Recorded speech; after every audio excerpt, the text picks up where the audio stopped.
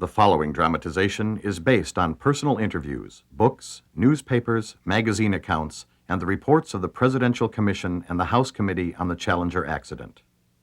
This picture was researched with the consultation of the National Aeronautics and Space Administration and was filmed at the Johnson Space Center and at Clear Lake, Texas.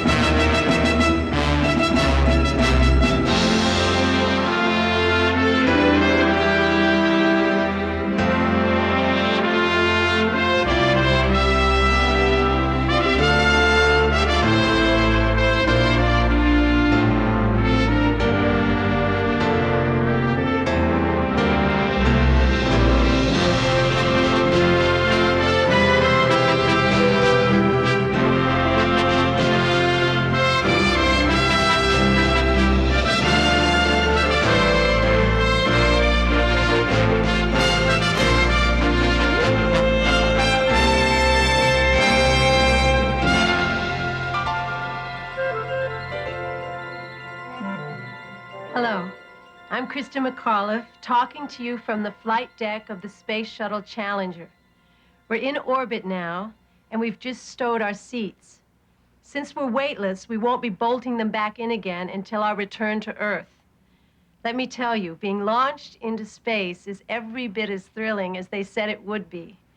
When those main engines ignite, and right after them the solid rocket boosters, and you're just hurled upwards, well, it's something unusual in this school teacher's life.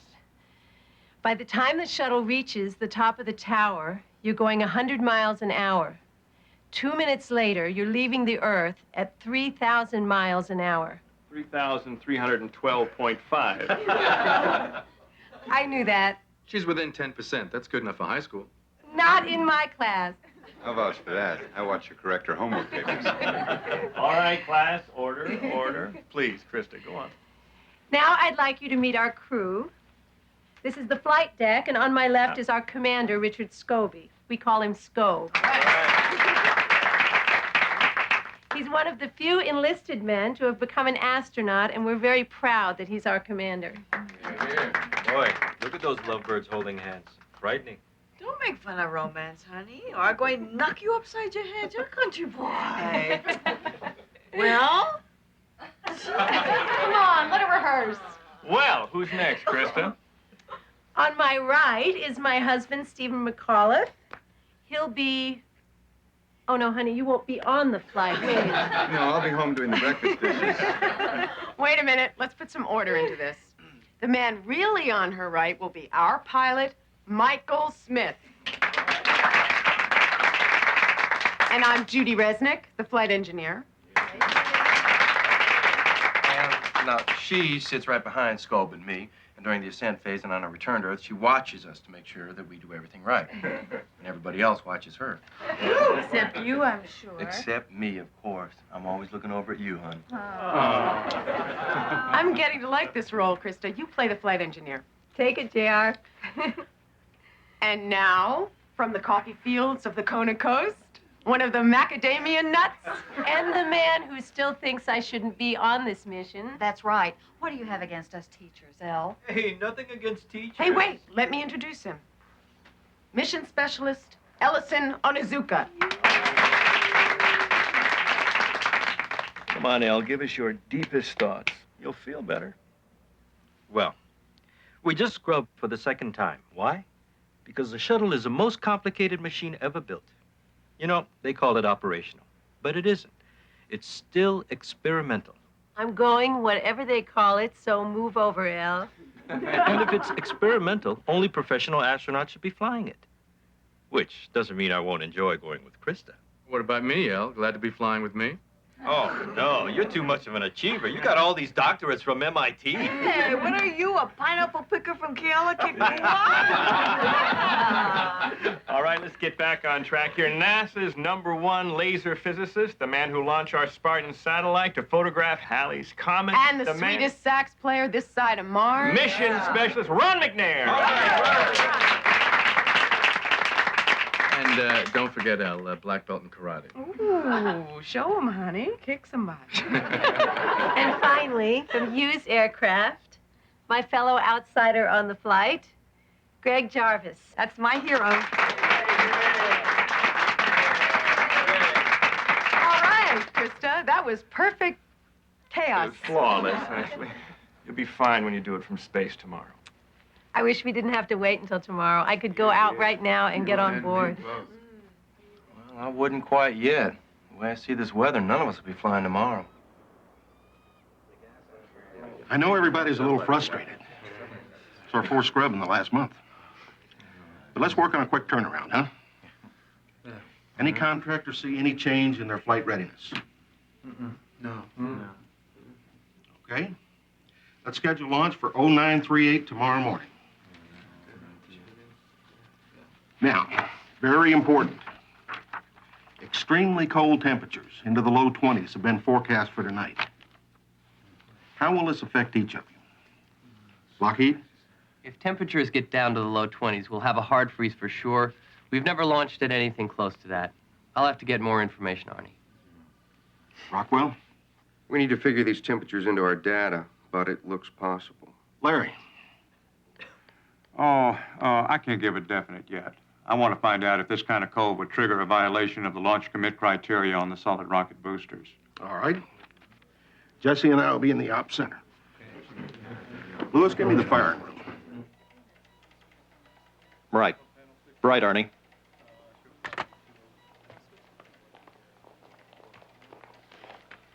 "24-hour turnaround. Go with a soft count. Right, Gene. 4, 3, 2, and... There it goes, folks. Countdown has begun.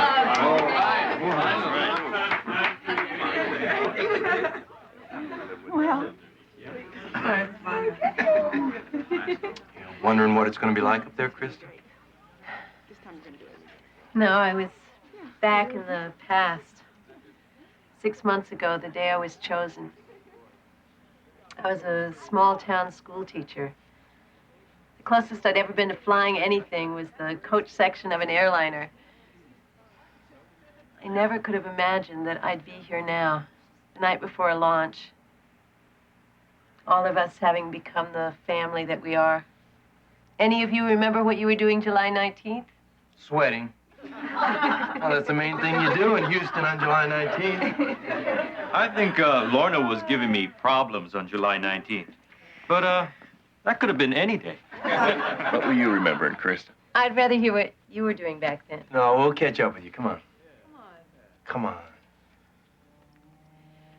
Well, it was an absolutely crazy morning. NASA had brought all 10 of us finalists to Washington, and the winner was going to be announced at a ceremony at the White House. But we wanted to know ahead of time. We didn't want to find out at the same moment as the rest of the country.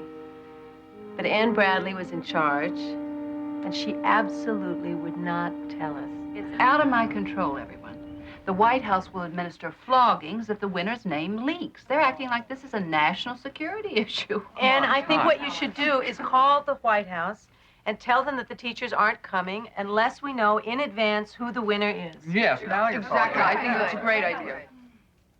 You absolutely cannot tell anyone. Hey, we Come on. I'll tell you at the end of lunch. What do your kids think? My kids are a little too young to understand their mother wanting to go up into space. I mean, how do they explain that to their friends? No. Well, how's your husband holding up? It's rough. He says he's writing an article on child management through the massive use of cornflakes. Better tell him to stock up on a lot more cornflakes, Krista. Excuse me? You're going. You're the one going up in space. Krista, I am so happy for you. So sad for me, but... Terrible. We should all be going up in space together. And Barbara Morgan is the alternate. And I might as well spill everything. The rest of you will be employed by NASA for a year. Do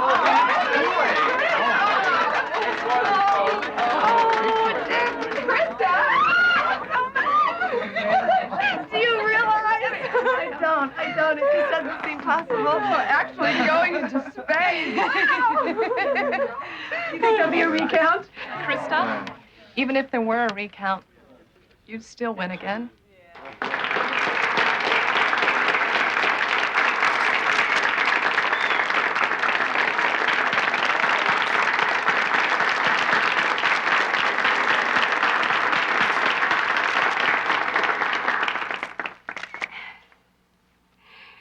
It's not often that a teacher is at a loss for words. I know my students would agree. I've made 9 wonderful friends in the last 2 weeks. And when that shuttle goes, there might be one body.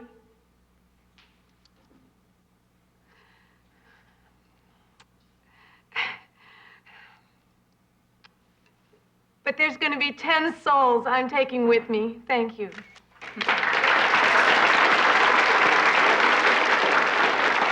We'll only practice about an hour today, Scope. Why is that? Yeah, the other aircraft's in maintenance, so this one's on overload. Weren't you scheduled to get another landing trainer? Yeah, we keep asking.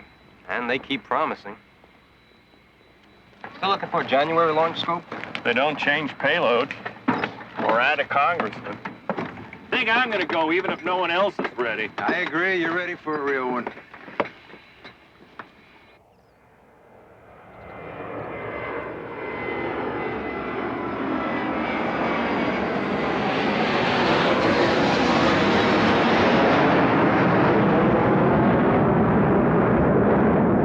What number is this? You got it there? Yes, sir. You're getting close to your 900th shuttle landing rehearsal, Commander.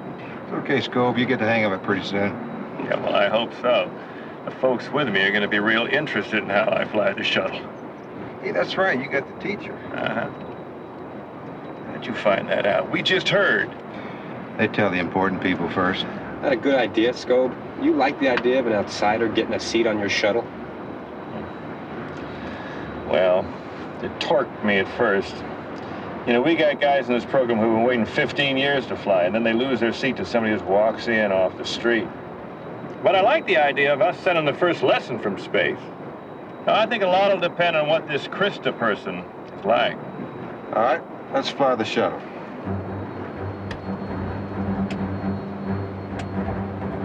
Your Scope. Ooh, what do I do first? Pull this?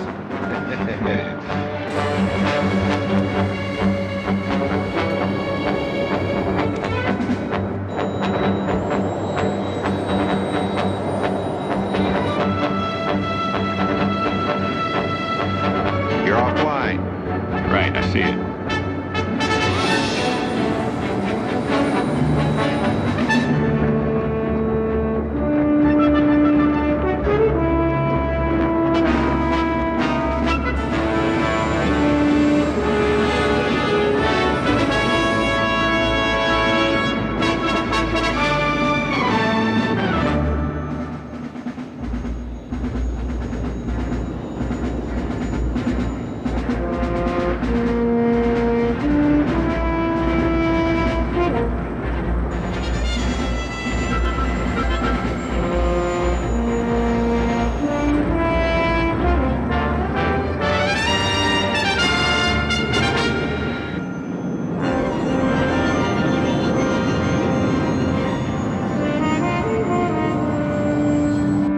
one thing. If you break through cloud coverage at 7,000 feet and you're offline that far, I'd jump on it even quicker. Get it corrected right now. Right. I can do better. Watch this next one.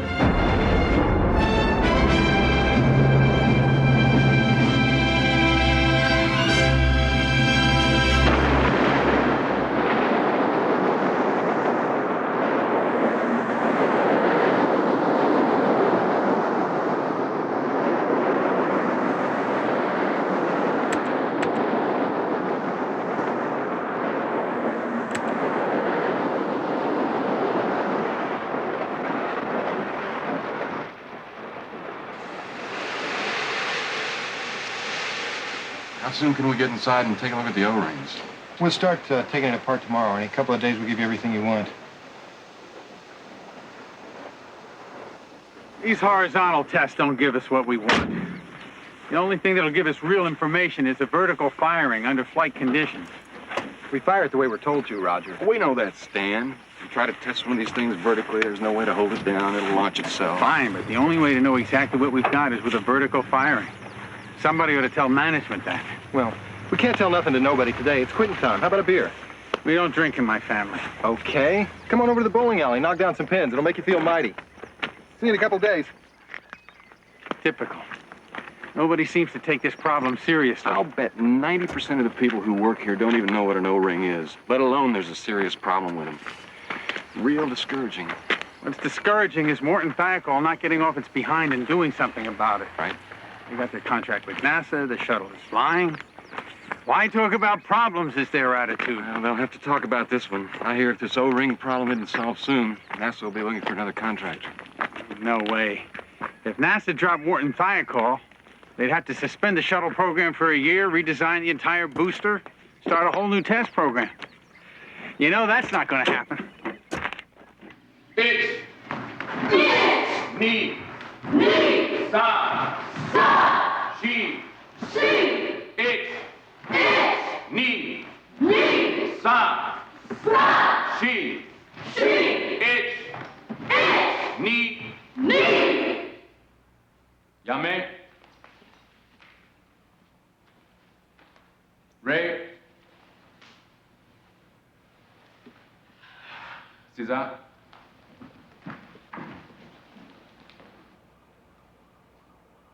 Do you study karate to fight others? Charlotte. I study karate to improve myself through self-discipline and self-criticism, to learn to overcome failure, hardship, and fear. For what other purpose do you learn karate? Al. To know courage and beauty through karate, the warrior finds the beauty that lies in a lily, in music, in the knowledge of what he might become.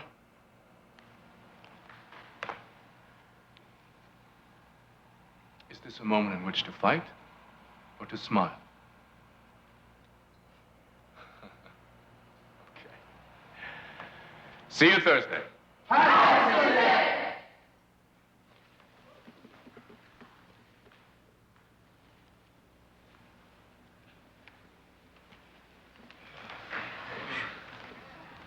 Sensei, did you hear you're going to have that teacher on your shuttle? I did, yes. What's that going to be like?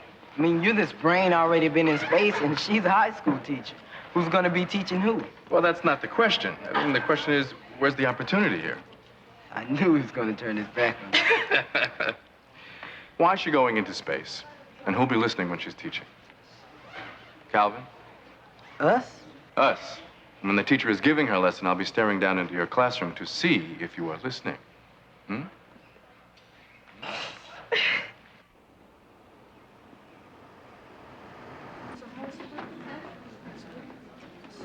Say, Roger, you got a minute? Come on over. I hear you've had a couple of new thoughts. Yes, I do. I wrote a memo to Bob Lund about it. Well, what's the meat of it? Would you mind telling us? Well, I think we've had a mistaken position. We believe we can get a new design going for the O-ring and continue to fly without any real worry. So what's changed? We're working on the new design. Well, we sure as hell have to keep flying. NASA's nearly doubled the schedule for next year. I don't think we have to fly. I mean, we're sending those shuttles up like they can't fail or something. It's a different ballgame since Flight 17. I don't see it's a different ballgame. There's a problem, and we gotta fix it. Isn't that what you're saying, Roger? I'm saying that, and I'm saying something else, too. Well, come on, you have to play this for drama. Just say what you gotta say. Since Flight 17, we know something we didn't know before. The primary O-ring can fail completely. If that ever happens in one of the major sections of the rocket, it's a jump ball as to whether the joint holds or fails. If it fails, there'll be a catastrophe of the highest order. Loss of human life. The shuttle, the launch pad, all of it. Roger, you're keyed up about the O-ring problem because O-rings is what you work on. It's what you see every day. I want you to know there are other major problems on the shuttle. Cracks in the blades of the main engines, brakes, computer malfunctions. If any one of these fail, it could bring the same devastation you're talking about. Now, we got to fix this O-ring problem. There's no question about that. But, Roger, the shuttle has flown 19 times, and it's come back 19 times. Our job isn't to run around like Chicken Little hollering the sky is falling. It's to fix this problem, and when the next problem comes up, fix that and keep that shuttle flying.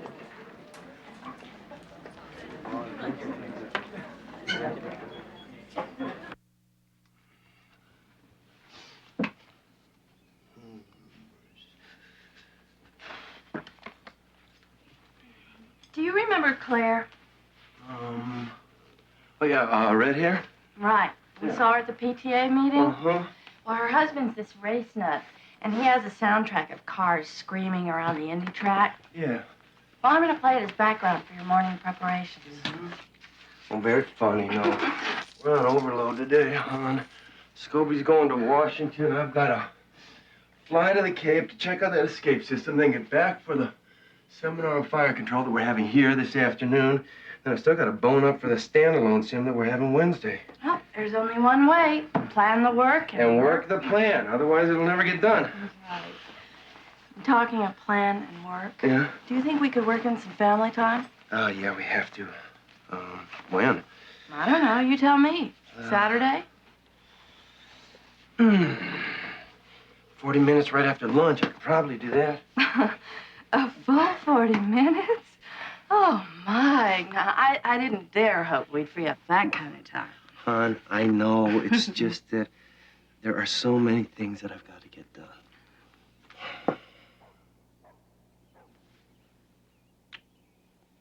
Come on, let's say goodbye to the kids. When will you be back, Dad? Saturday, right in time for Janelle's soccer game. You missed the last one, so be sure. You won't be back in time, Al. Why? Why? When you go to the Cape, you get back late. Sometimes. Usually. Hey, if I don't get here, it's because something made it impossible. I get here as soon as I can. And mostly it's when we're already asleep and then you're gone before we get up. We know you've been here by the laundry you leave. Try to get here, Dad. I need help with my algebra, too. I'll be here. We'll do the algebra right after the game, okay? Okay. Now, keep my record of punctuality perfect. I lift the tawny Hawaiian body out of here. Aloha.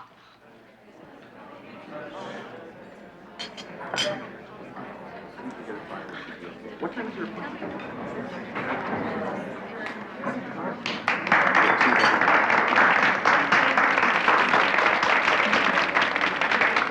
Well, there's no mystery about who you are. Or you. I've seen your picture. Dick Scobie. Hi. Nice to meet you. Quick, what's 9 times 7? 68. Well, that's within 10%. I think that's close enough, don't you? Not in my class. Please. It's nice to meet you. Please sit down.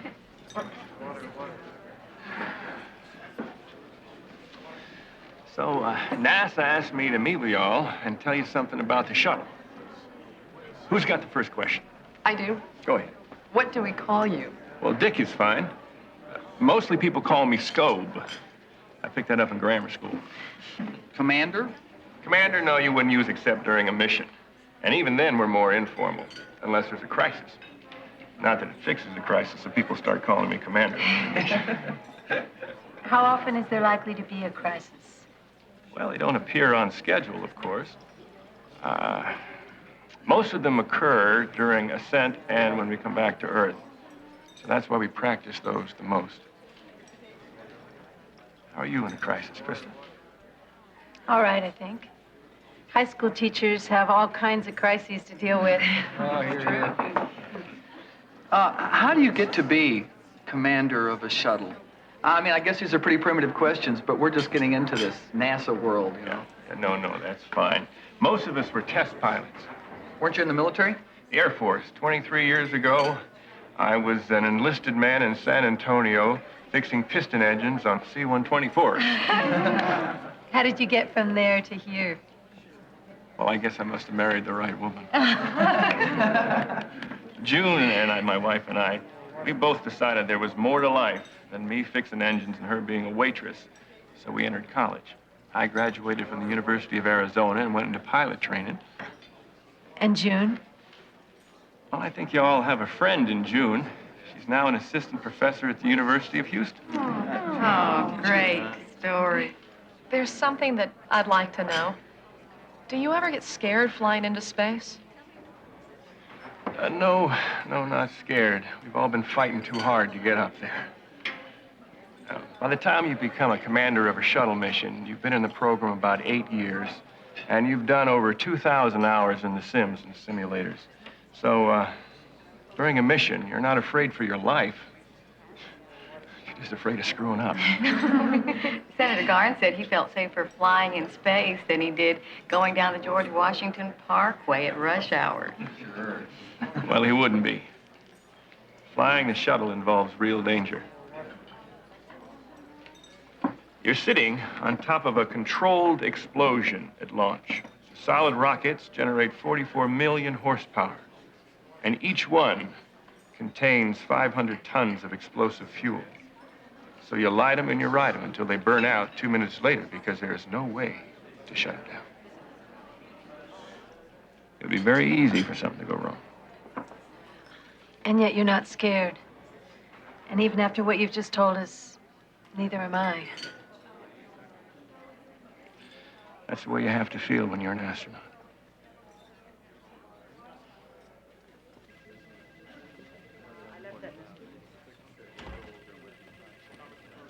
Morning, everybody. Let me remind you, this is a level 1 meeting. We're going to be deciding on a couple of very critical issues here today. And I put the O-ring problem right at the top of those issues. Larry Malloy will begin. We've got a hard question to answer today. Is it safe to continue flying the shuttle? Now, if quit should be said, this is the time to say it. In the original design of the solid rocket booster, no erosion of O-rings was ever anticipated. No such possibility was ever even mentioned. O-ring erosion occurred in the second flight of the shuttle. Now, we didn't know how serious a problem it was. We decided, since every O-ring in the solid rocket booster has a backup, a secondary O-ring, safety was guaranteed. We decided that we would continue to fly the shuttle, but we would monitor the O-rings very closely. Now, since Flight 2, there have been continuing instances of O-ring erosion. None, however, has been greater than that experienced on Flight 2. So the rationale has become, as long as the O-ring erosion does not exceed that of Flight 2, it's safe to fly. But 2 months ago, post-flight inspection of Flight 17 showed a brand new set of circumstances. An O-ring in a nozzle joint was so badly eroded it didn't seal at all. The secondary O-ring did seal, but it too was badly eroded. Now, this combination of erosions destroyed our rationale that we have a guarantee of safety. I think that's a pretty fair description. Everybody agree? Yeah, Joe? Well, it was our engineers, obviously, who did the post-flight analysis on 17 and produced these facts. No one is more concerned than us at Morton Thiokol about what they mean. What do they mean? Well, let me say first off that I would be lying to you if I told you we know everything about what went wrong on Flight 17. Well, let me tell you, that's exactly what we've got to know. Everything about what did go wrong on Flight 17. Otherwise, we don't have an answer to our question. Well, we do have an answer, Larry. Continue flying. That's our recommendation. We've discovered that the nozzle joint was not properly leak-checked. And because of that very serious mistake, both O-rings were made vulnerable to the hot gases. We're making sure that no such aberration happens again. But we believe that that was the cause of the erosion in both O-rings on Flight 17, and that's why we recommend continue flying with proper checks. Assuming what you say is true, that would explain what happened on Flight 17. It does not explain the whole history of O-ring erosions. Improper leak checks didn't cause all of them. O-ring erosions were not supposed to occur, but they did. And then sometimes they didn't. Why? I keep thinking we're flying rocket boosters we don't really understand. We are forming an O-ring task force at Morton Thiokol to find out exactly what the problem is and how to fix it. This task force will recommend short and long-range solutions to the O-ring problem. It's a little late in coming, but it's a good idea. It's a real good idea, Larry. We'll wrestle this thing to Earth. All right, but there are conditions. You form that task force immediately and get a report in to me within 2 months. You got it. The task force begins tomorrow. We going right to meet the crew? That building over there. Barbara, why do I suddenly feel so inadequate? Because I am. I doubt that. They don't expect us to be brilliant yet. I look around here and I realize how little I know about rockets and space travel. I say the words, space travel, and I think, is that me I'm talking about? You're right. It's intimidating. Now, ladies, the crew's very busy on some highly technical work, so we'll just sort of tiptoe in, okay? Just try not to disturb anything. Well, is it all right to go in? Should we wait? It'll be all right.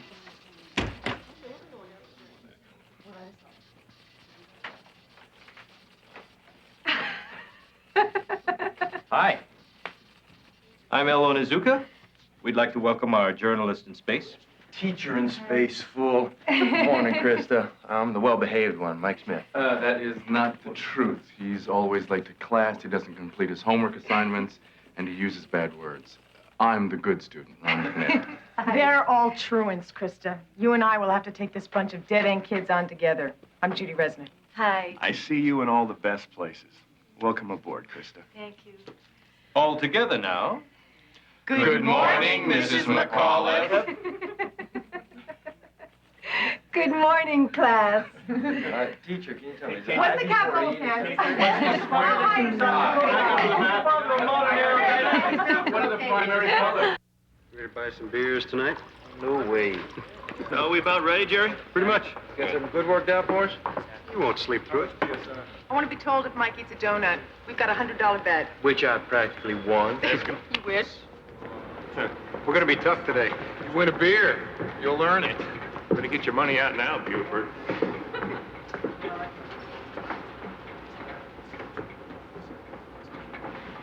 That's it on the number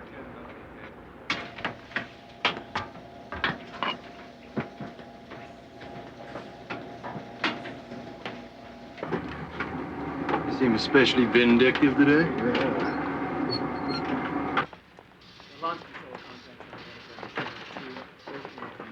Okay, be ready to begin a cabin leak. It's 6 minutes before main engine cutoff. How many of these do you want? Got 2. Come on, I didn't have breakfast, William. At 2 minutes before cutoff, fail the computers. Computer switches? Got him. Let them be vindictive. They won't get one by us. Sure, I'm monitoring the Yes. Yeah, there'll be a port. Bring it up now. You got my little green pen? No, you've got pins right there in your I pocket. know, but I like the one with the little... Ready? All right, we're reset. Okay, let's tighten up. Okay, resetting. I want that cabin leak right after liftoff. Okay, it says a 6-inch hole in the cabin. That'd be big enough to pull people through. Must mean 6/10 minutes. Yeah, 6/10. It couldn't be 6 Okay. inches. Ready in the simulator? Ready. Ready? It's getting boring up here. Asshole, please forgive. All right, start them. T-minus 8 seconds. Okay, we have 3 engines burning at 100%. 3, 2, 1.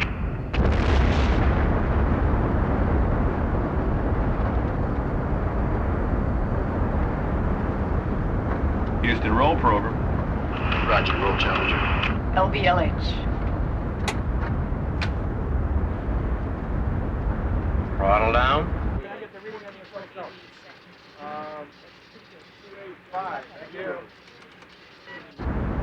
And throttle up. throttle up, Challenger. Roger, go throttle up. Booster separated. Negative return. Roger. Challenger, press to orbit. Roger, press to orbit. Cabin leak, Scope. Relief valves Already checked. What's cabin pressure? down to 14.2 psi. There's nothing to do except cycle the relief valves. That's right. Right, and they're closed. How rapid did you make it? Not a gusher. No, it's right. It's real. Stand by for a curveball in a couple of minutes. I'm ready. I got a good one for him. I didn't stop the leak. Better get ready to abort. Yeah. We've got the velocity for Dakar, Kinshasa. There's a Club Med at Dakar. Let's go there. I'm slowing the leak. Give him a better chance. As soon as they pick their abort site, we'll toss in another couple of mouths. Okay. Hold on, what's their cabin pressure? It's dropping. It's close to 10. I failed a caution warning light. They probably won't notice it yet. Abort to Dakar. Now. Abort to Dakar. Homes are dumping. And valves are configured. What's cabin pressure? A little under 10 psi. Seems to be slowing slightly. This is where they get paid the big bucks. Let's beat them up. I'll kill one of the main engines. You still gonna make Dakar? Trust me. Go ahead. Left main engine gone. Guidance sees it. Okay, other two engines half throttled up. Looks like we have enough energy to still make Dakar. They'll make Dakar, but they'll have to do an ohms burn. Just main engine cut off. What's our final velocity? Not enough. We're gonna have to do an ohms burn. What a guy, Mike. External tank separated. We'll turn off the ohms engines manually once they burn long enough. I don't know if we have to do that, Scope. No, they don't have to do that. When the engine shuts off automatically, they'll see they don't have to do that. Yep. The computer automatically figures the length of the burn. Come on, Scope. Get your brains together. Fail an ohms engine. Right. Left ohms is down. Projected burn time will be 2 more minutes. They'll have to remember to cross-feed the fuel. They will. Oh, no, we've got to cross-feed. It's too late now. We're way past halfway. I'll be lucky if they have enough fuel to make it through the burn. I think they'll make it. They should have paid more attention to the checklist. Ohms burn is finished. Main engine dump. Got it. They're dumping remaining fuel from the main engines. Good. Can I put in a communications mouth? No, they're too busy. Gee, what did I come for? You're supposed to bring the donuts. All right, check the auxiliary power units for body flaps and speed rate. They're looking good. Hey, Scobie screwed me up. He went through the checklist so fast I couldn't get my mouth in. Aw.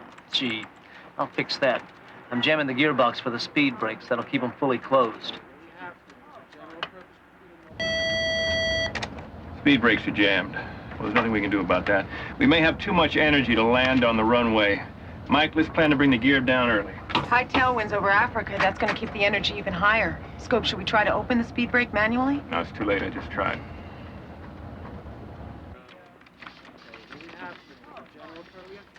I'm not sure they're gonna make it. Last time I trust you.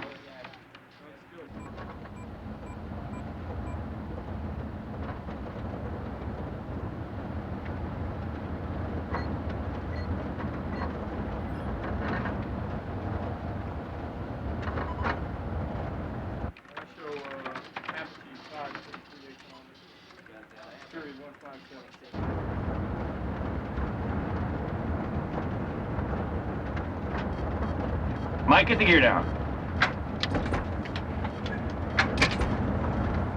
We got 3 good gear.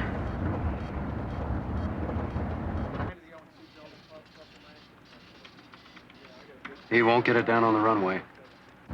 Altitude 50 feet, speed 250 knots. 30 feet, 230. 20, 230. 10, 210. We're going way too fast. Touchdown. Nose gear is down. We're overshooting. Going to maximum braking.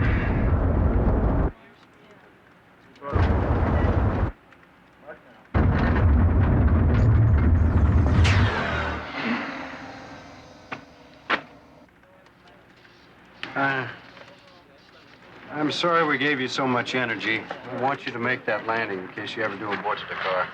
You should have given us something we could solve. We're supposed to be learning something here. What are you guys doing out there? Yeah, but you know something? What I'm thinking, Scope. Yeah, you know, I could have taken a wider swing around the hack. I would have dissipated more of the energy. Yeah, but then you're fighting the computers. They said stay on course. Yeah, I know. Well, sometimes you just gotta fly by your gut. You just gotta bring it on in. Tell me about it. You know something else we might have tried? All right, ready to reset? Later. Larry, what went on at that Washington meeting? Are we getting anywhere? Oh, we're flying, you know that. The conclusion is that the problem with Flight 17 was an improper leak check. If you accept that conclusion, you continue flying. I don't think that's the question. The question is, are we right to continue flying? Well, the future will tell us that. Launch criteria prohibit flying the shuttle with a criticality 1 element. Those O-rings are now criticality 1. So, well, what I'm doing is issuing a waiver on each flight as it comes up. That sure doesn't solve the O-ring problem. No, sir. The O-ring problem is not solved. Tell me what's wrong with this story, Larry. The shuttle flies, and we find O-ring erosion, but nothing happens. So we fly some more, and the O-rings erode some more. Then, instead of getting more worried about it, we start getting used to it. That's the wrong part. And almost without noticing it, we lower our standards. We start to believe that because we've gotten away with it so many times, we'll keep on getting away with it.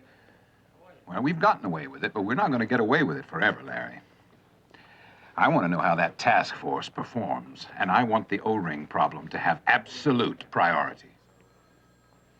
Yes, sir.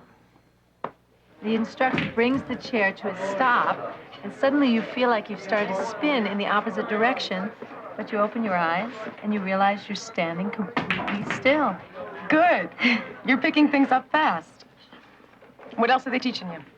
Well, we're going up in the KC-135 next week. The vomit comet. Don't worry. Only the men get sick. Good. There's one other thing I wanted to ask you. What's it like to be up there in space? I always hate that question. Why? Because you can't answer it. Ask me something else. That's the one thing I've been longing to ask somebody. All right. I can give you impressions, snapshots. You don't want to come back. You find you left all the stress back on Earth. You're serene. Colors, blue, green, white. You've never seen them that way before. They come flying up to you. Rivers pouring off the continents. The Amazon comes down with a force that sends it 100 miles out into the ocean before it even mixes with the salt water. You find yourself in the fetal position when you sleep, as if you're in a womb. Earth, our little planet, so beautiful. No boundaries on it. No support coming from anywhere outside. It's just there, by itself. You feel protective of it.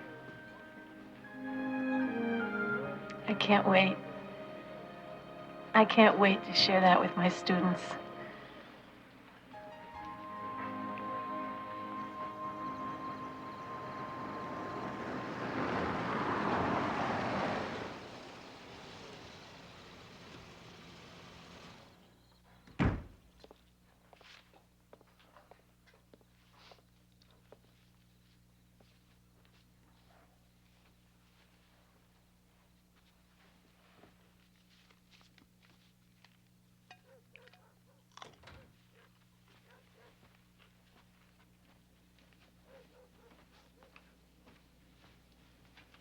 Hi. Hi.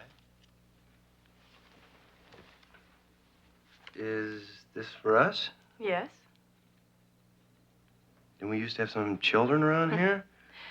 Scott's practicing late. Allison's at Mary's, and Aaron is staying over with Cynthia. I see. We have 2 full hours to do whatever we want. And just what do we want to do? Dance? Dance? We don't dance much anymore, you know what I mean? I mean, it's just one of those things that glides out of your life, and you forget how you used to do it and how much you enjoyed it. Care to dance with me, Mr. Smith? Truth?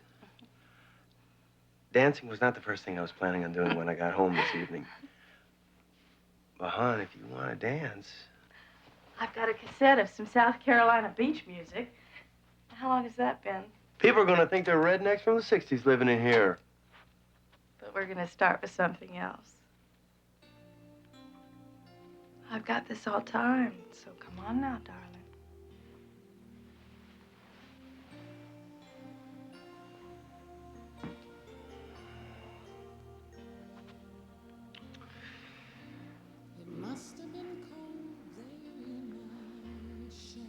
I was thinking after you left today about the part of your life I don't share. You know what I mean?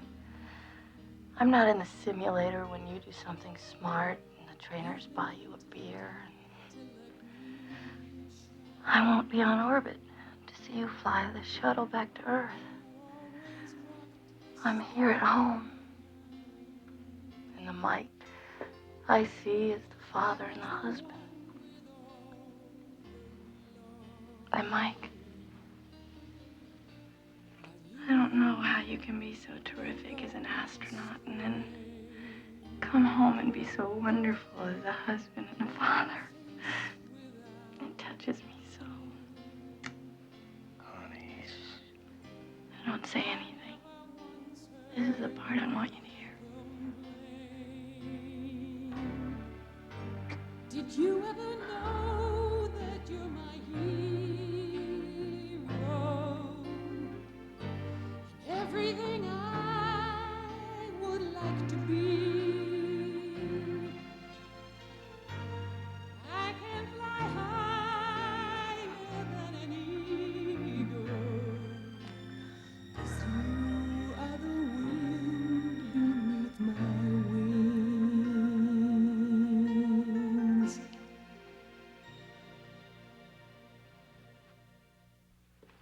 Don't let's talk about O-rings, though. It's Sunday. And I always think on Sunday, we don't have to talk about the things we talk about the rest of the week. All right, Mom. I agree. Sundays are special, especially when we have Norma visiting. So tell us what's going on in Salt Lake. We're doing good. Preaching that every house should have a personal computer bought from us. Sales are up. Doing real good. See, that's another thing. If we use more computers in our testing, we know a hell of a lot more, a hell of a lot faster. So easy to slide into this weekday conversation. I wasn't going to talk about O-rings. I was going to talk about the damn O-ring task force they formed. Well, didn't you say the task force was a good thing? That business talk just creeps in, doesn't I it? just want to get this one point cleared up with Norma. The task force is a good thing.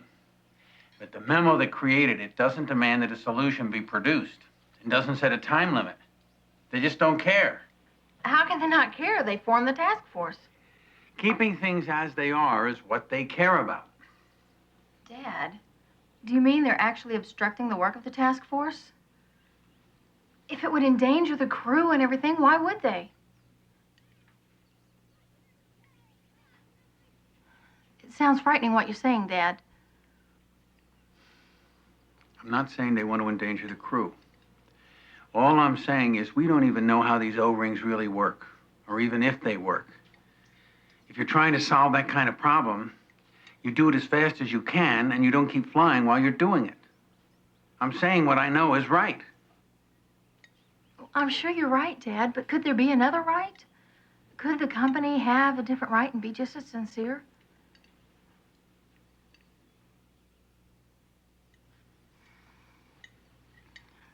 I'm sorry, Mom. It's just so interesting to me. It is interesting. I can see that. It's just that it was Sunday.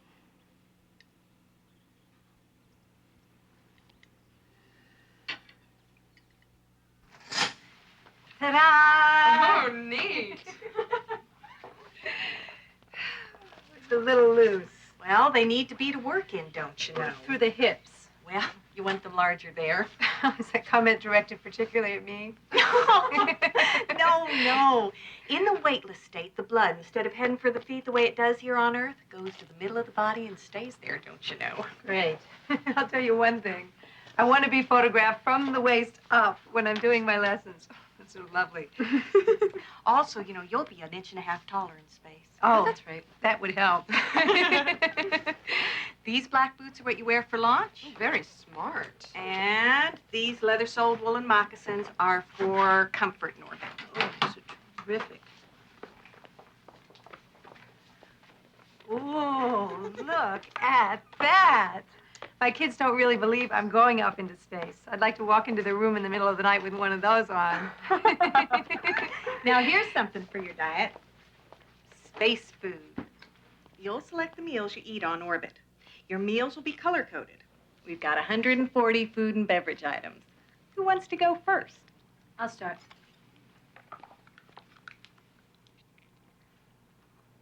It's got cafeteria food beat. Mm-hmm. They do chicken right. When you're hungry, you just float over, pick out your color, and start back. Float over. Every once in a while, I sort of stand outside myself and I realize what I'm doing. Oh, try the broccoli. It's delicious. Sprouts. You want more? No, you. You haven't eaten any. I will. Did Dad call? No. Did he say he wouldn't be here for dinner? No. Maybe it's one of those times when he says it's impossible to get here. Yeah, and maybe rain falls up instead of down, too. Eat your fish. Try 'em. I used to run around the islands picking these when I was a kid. Oh, good, Al. What you call? Macadamia nuts. Eat them with your beer. Guaranteed you'll gain 30 pounds in one night. It's my turn. Hey, wait a minute. I'm next on that pool game. Let me go next, Del. I need revenge on Brandenstein. All right, but I'm next, okay? I got dinner waiting at home. You should have brought the plans. I could point right to where you should make the revisions. We took a good long look. Those plans don't have to be revised, JR. Mark, there are 3 specific errors. Don't exist. We didn't find them. They do exist. The remote arm cannot grab that satellite the way it's positioned in the payload bay. I'm not guessing at this. JR, there are 4 of us and 1 of you. Now, 4 guys can't be wrong. Or am I treading on your feminist views? You're doing worse. You're arguing with someone who knows everything it's possible to know about that remote arm. Think about this, Mark. I'm the one who launches a $50 million piece of equipment off the shuttle in front of the onboard television cameras. And I don't get it wrong. So check it out, okay? And you're treading on my feminist views. I don't know what to tell you. You want to make a bet you're wrong? What kind of bet? Well, if I'm right, you go to dinner with me. And if I'm right? Then that would be bad. I'd have to go to dinner with you.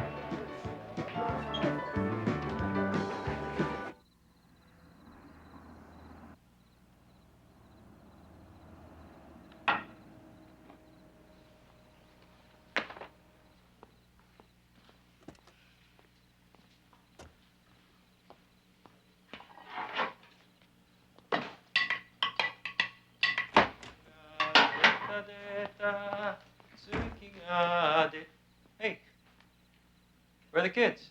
They're in bed, Al. Okay, I can work with that. Is dinner ready?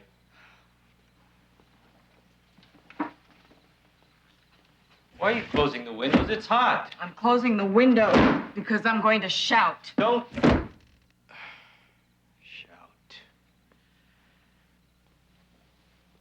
I am going to eat for 3 weeks straight and make my rear end so big you won't be able to get around it to get into this house.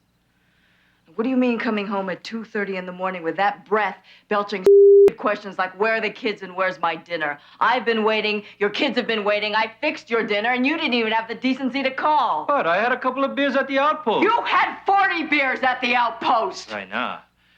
Where's dinner? You said you made dinner. It's at the bottom of the garbage. You go paw through it. Lorna, why are we shouting? You're not shouting, I'm shouting. It's because you're never home. It's because this isn't the life I wanted, and it is because of that stack of technical documents always piled up on that table. I've grown to hate it. I want to burn it. Why can't we have a home without it? A little shack that has nothing to do with NASA. We can. As soon as the flight is over, we'll take a vacation. Vacation? That word doesn't exist in your vocabulary. You can't do this, Elle. You can't work 100-hour weeks. And you're away on these Defense Department assignments where we don't know where you are. You call us, but we don't know where you are or when you're coming home. You had 30 days vacation a year. You haven't taken one in the past 7. NASA is not just my job. It's my life. I made a commitment years ago. You made it with me. Whatever I do, I have to do it well or I don't do it at all.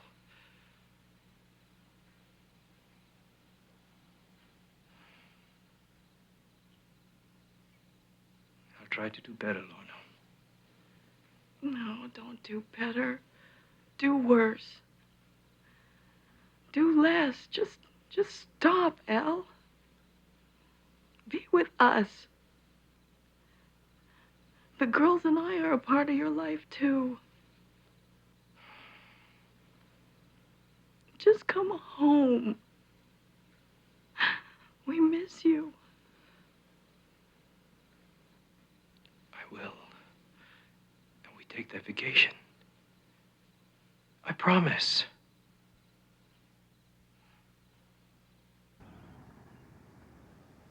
This is not some grievance committee from the union, Joe. These guys are members of the task force. They have a serious problem. The problem is the task force isn't getting anywhere. It doesn't have a priority. Roger, all 3 of you. Morton Thiokol commissioned this task force. We saw a need for it and created it. It has a priority here. The word priority doesn't mean anything at Morton Thiokol. All priorities have the same priority. Roger, you work on one component of a single system of which there are hundreds in the shuttle. You know your component well. What you don't know is how a corporation is managed. That's something that I'm paid to know, right? And when I say that something has a priority, by God, it has a priority. This is a requisition for a function generator. We placed the order priority on September 24th. It's 10 days later, there's still no sign of it. This is a typical experience. Joe, this is a cry for help. We run into delays everywhere and every time we try to do something. This is a red flag. All right. You better tell me everything you're thinking. I'll tell you what I'm thinking. I'm thinking maybe Morton Thiokol is trying to slow us down. Maybe they're afraid our task force will find out that the solid rocket boosters never should have been made with O-rings in the first place. That the O-rings can never be made strong enough to contain the hot gases. Maybe that's why we run into so many obstacles. How dare you make an accusation like that? Do you know what you're saying? You're darn right I know what I'm saying. I'm saying, what's the explanation of why things go so slow? Even NASA sees we're being blocked. They're sending an engineer next week to monitor the progress of our task force. Did you know about that? Of course I know that. We got a problem, Joe. We need a way to get our work done. It's as simple as that. There's a problem, all right, and I can see it right here in front of me. You people want to go around the established system. That's possible in some cases, but nobody can take shortcuts that risk damaging the flight hardware we produce. Our first job is to provide the boosters that fly that shuttle. That's the point. We're supposed to find out if it's safe to fly the shuttle, and we can't get our work done. Oh, you can get your work done. When you come across a problem, you handle it. You don't come crying in here. You don't look for somebody else to get it solved. You solve it. Bob, you've been here a long time. You know what I'm talking about. Now, we want a solution to the O-ring problem from this task force, and we're going to have a solution. And it's going to be one that does not endanger production quality or production schedule. That's what I've got to tell you. That's all.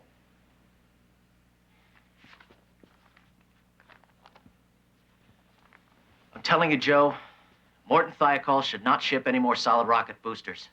Not until this O-ring problem is fixed.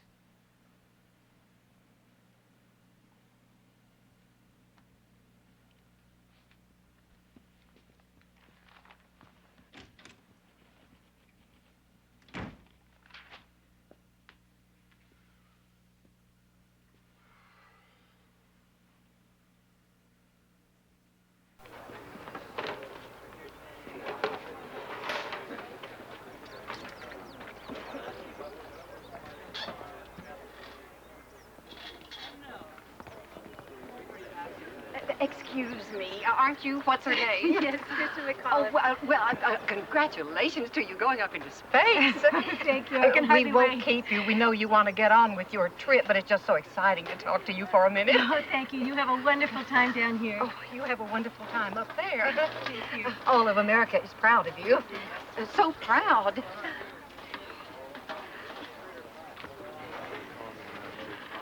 Howdy. Hi. Bob Mayfield.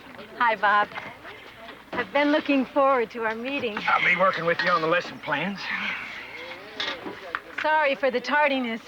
I feel I need to respond to people, but it can sure throw your schedule off. Yeah, threw ours off by about 20 minutes. Really? Well, that and whatever else is going on. Time sure can slip by. Yes. Anyway, shall we talk about the lesson plans? Yes, naturally, I have some questions. Mainly, I wish I'd been consulted before the lesson plan got into a final form. Well, they had to be finalized before the teacher was selected because there's so much hardware to create. You know, time is another problem. The lesson plans have to get scripted. Scripted? Right. Why? Scheduling is one of the most important elements in a shuttle flight. Everything's got to be timed and slotted exactly. All right. Well, when I know how much time I've got, I'll fit my lesson plan to that. Well, I don't think that'll work. NASA wants every word written down. Well, NASA really should have talked to a teacher about all this. They did. I'm a teacher. Well, then, Bob, you know what I'm saying.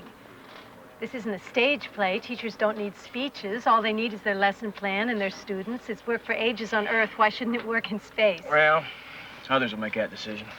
Anything else? I don't see why there's so much emphasis on science. Shuttle's basically a scientific vehicle that gives us a platform where space science could be performed in front of millions of people. Yes, but a lot of people besides scientists will be involved in space in the future. There'll be space schools, space post offices, space construction, space restaurants, space everything. I'd like my students to see themselves as a part of that big picture. Well, that'd probably be a good idea. About 20 years. I mean, right now, we don't have any space post offices or space restaurants, so experiments about them won't be much help. Now, it feels to me that the first lesson from space ought to be something everybody can understand. Of course. But I think we should be sending something more to our classrooms than just scientific experiments. I don't get what you're saying. Is it that you don't know much about science, so you want to put your experience on this mission into a social studies course? What I'm saying is that NASA selected me because I'm a good teacher. I think they're right, and I don't think I need additional instruction in how to do that. Being the first teacher in space is a tremendous thrill, but it's not a personal trophy for me. Krista McAuliffe, one teacher isn't the point. It's teaching. Teachers being acknowledged for the shaping hand they lay on the young lives of our country. Commander Scobie, right? Hi. My name is Greg Jarvis. All right. How's it going, Greg Jarvis? Listen, I don't want to bother you now. I know you're busy preparing for the mission, but I might be going with you. Well, is that so? Yeah, well, it's just a rumor still, but in case I wind up on your shuttle, I wanted to introduce myself. I'm, You're Greg Jarvis. Yeah, no, well, yeah, but what I was going to say was I'm real excited because I was assigned to 2 other missions, and I was bumped both times. First by Senator Garn and then by Congressman Nelson. Yeah, what were you going to be doing? Experiments on how fluids behave in an orbiting space vehicle. I'm an engineer at Hughes. I won the contest to go on the shuttle. Well, congratulations. Listen, I'm glad to meet you, Greg, but I'm not glad to hear about more experiments coming aboard. You think it'll be a problem? Well, it's hard for me to explain to you just how big a problem it is. You see, by adding a passenger and his experiments, it means total redistribution of crew space. It means revision of this activity plan here. We've already got all of this paraphernalia for Krista McAuliffe's experiment. For example, now she's going to be doing a lesson in space about magnetism. Now, they wanted to bring iron filings aboard. Now, can you picture this? If those iron filings had ever gotten out of the container, first of all, they would have been hailed by the crew. They would have gotten into the electronics equipment. Commander, if I'm lucky enough to go on this mission, I'll do everything I can to make it simple, and I'll make it easy. Good luck, Greg.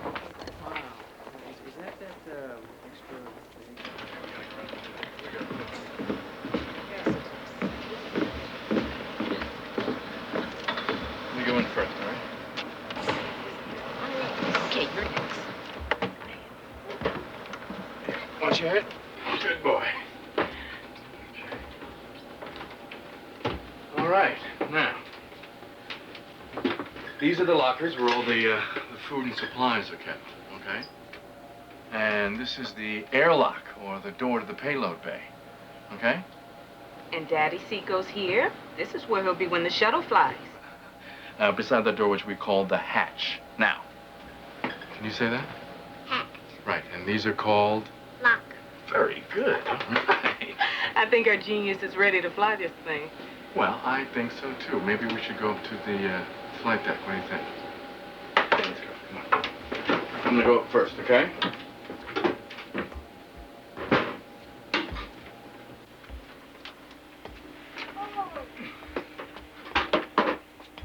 Let's go, champ. Come on. Ah! There you go. I tell you what, you're going to sit over here in the pilot seat, and we're not going to even use that booster because I don't think you need it. What do you think? Huh? Okay. Now, we're harnessed in. There go the main engines. And we're leaving the ground. Do you see it, Reggie? Yes, Daddy, I see it. Challenger, initiate roll program. Roger, roll program. What do we do now? Throttle down. Challenger, throttle down. Throttle down, Houston. Go at throttle up, Challenger. Roger, throttle up. Now the solid rockets. SRB separated. And now we're going into orbit. Oh, look, Reggie. Look how we're leaving the Earth behind us. Do you see that? And now we're going into space. You hear how quiet it is? Yes, Daddy, I hear. Oh, look, Reggie. We're coming into night. Look at all those stars. Do you see that, Reggie? Yes, Daddy, I see them. Millions of them.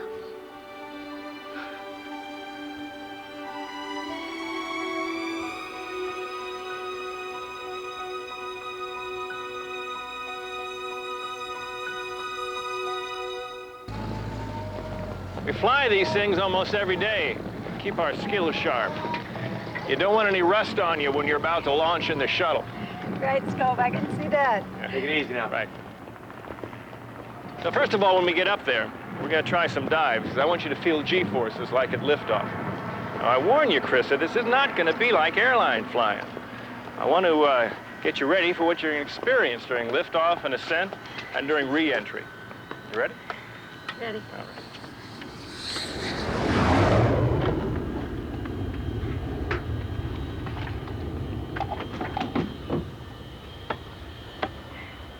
There we go. Now, you let me know if anything starts loosening up, all right? You keep this microphone right in front of your mouth so we can talk. Okay. Now, your emergency oxygen is down there, and these are the different radio bands here, and this is a stick that you fly with if anything happens to me.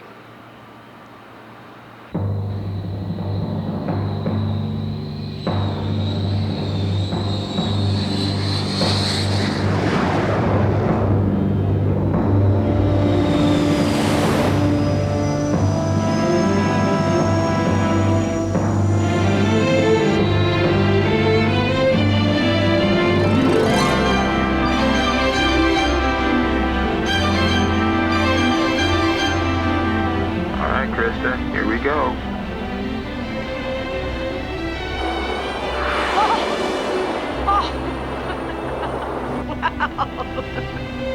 They say about the T-38s, you keep the dirty side down.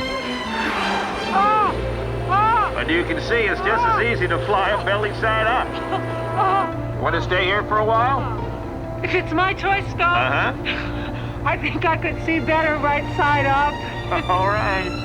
I'll show you what it feels like when we're dropping back through the Earth's atmosphere. It'll pull your clavicles down through your pelvis. You ready? Probably not, actually. Here we go.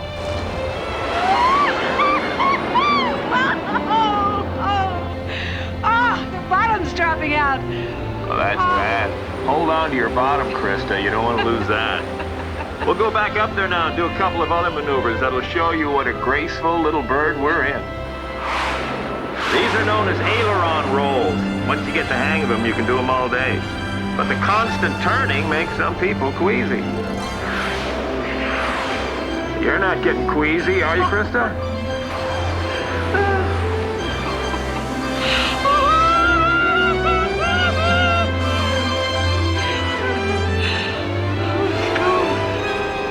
It's yours, Krista. My what? Your airplane. Fly it. Fly it? Just take control. She'll respond. Really? Absolutely. This plane's a friend. Oh. Oh, wow. Oh. Oh. I've never known anything like this. Because there isn't anything like this. Go ahead. Get creative. I'll try. Do something you can tell the kids about. Okay, Scum.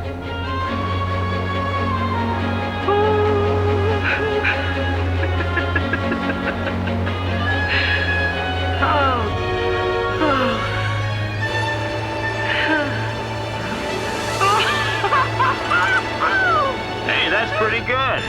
Try it again. To the left this time. Yes, sir.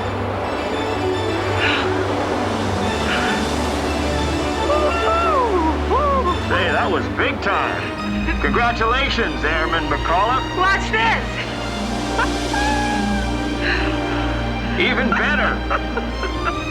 Do I get my wings, Scum? Absolutely, Krista.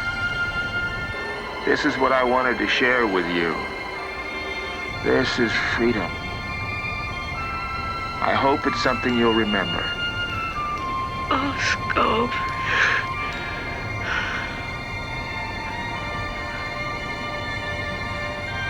How you doing?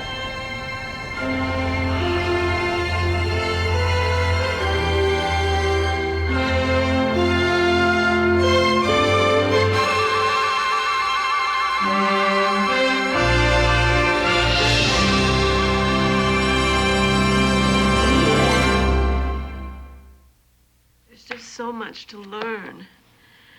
The insects and the humidity. There's cockroaches here you could saddle. My hair is constantly frizzled. Swell, we finally get to talk and I fill it with laments. Well, you're entitled, sweetheart.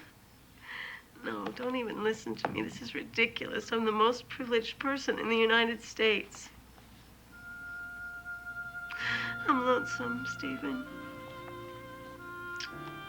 I miss my old wooden table. I miss having dinner there. I miss reading to the kids at bedtime. I want to go to the airport. I want to get on a plane. I want to be home by midnight. I want to look in and kiss the kids, and I want to sleep in our own bed. Great. I'll put on some coffee. No. I won't. I'm fine. Let me say goodnight to the kids. Okay, Scott's asleep, but Carolyn's here. Your mom would like to talk to you. Hi, Mom. Hi, darling. Are you in space yet? No, honey, not yet. When do you get there? All the kids want to know. Well, you tell them that I'm as anxious as they are. Everything all right at school? Everything's really good, except you're not here and Dad's cooking is, well, it isn't cooking, it's cornflakes. We're fine, though. I love you. Oh, me too. You get some sleep now. I'll talk to you tomorrow night. Here's Dad. Great cook. Krista? Honey, we're fine. And we love you. And we'll see you soon. Okay. I am tired. Good night, darling. Good night, sweetheart.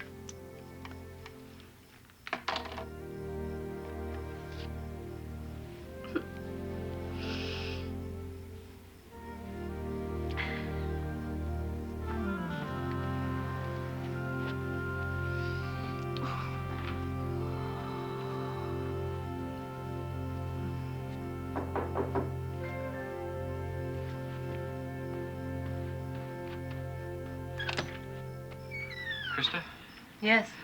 Krista, listen, I'm going to be going on the shuttle with you, and I'm not going to make it through the night unless I can talk to somebody about this. I is who? Greg Jarvis. Oh, gee, did I leave that out? Greg Jarvis. Oh, right, Greg. Come on in. Yeah? Yeah, well, after that speech. Sit down. Oh, thank you. So you really just found out? Well, I knew it was possible, but NASA had just called tonight and gave me the word. So I called my wife and I called my folks and went out and got something to eat, and I came back to my apartment, and well, you can't just yawn and hit the sack. I know what you mean. Anyway, my apartment's in this complex, and I knew you lived here, so I said, I'm gonna find her. Would you like a glass of wine to celebrate? That'd be perfect.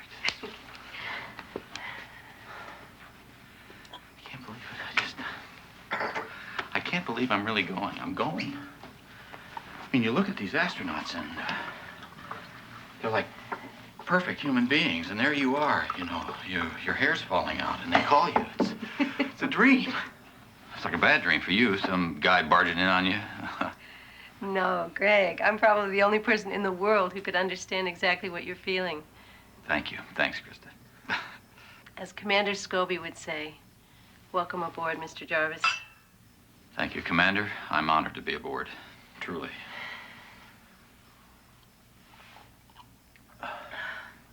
This is lucky for me, too. It'll be a completely different experience to share the flight with a Balding engineer who's so excited he can't get to sleep. balding engineer who's so excited he can't get to sleep. Good morning. This is Krista McAuliffe.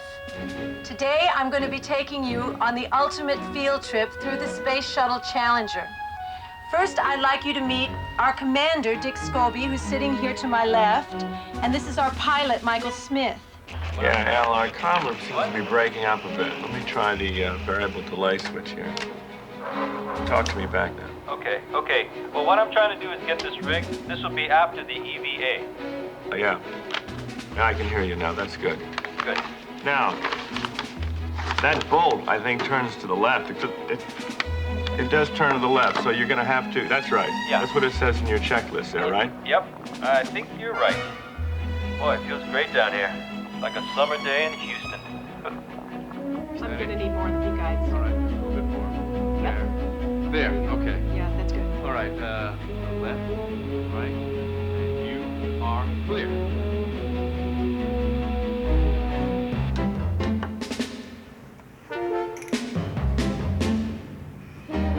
The two most important things were knowing how to give a shot and how to draw blood. First, we'll do the shot. Okay. The syringe between the thumb and index finger. Like this? That's right, Al. Okay. Now just jab it straight into Michael's shoulder. Okay. Now here's one of the fascinating ways we'll examine the effects of weightlessness. Make sure there's saran wrap on the basket. Those eggs will be Now, is this where I move up to this yellow line, Yeah, Tom? that's fine. Okay. Is this in frame? Now first... Oh, no. That's all right, Krista. That's what rehearsals are for. Right.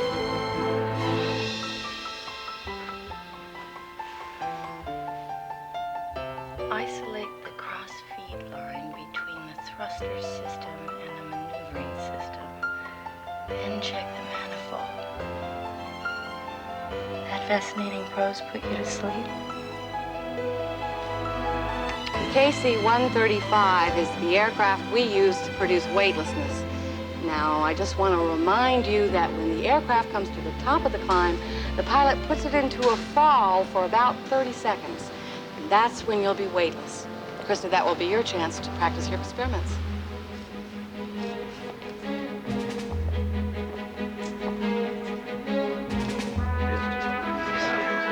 Hey, anybody see Greg? There he is. Right here. Stand right here.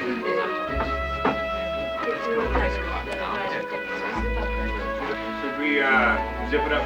Probably look better. All right. This way. Hold it.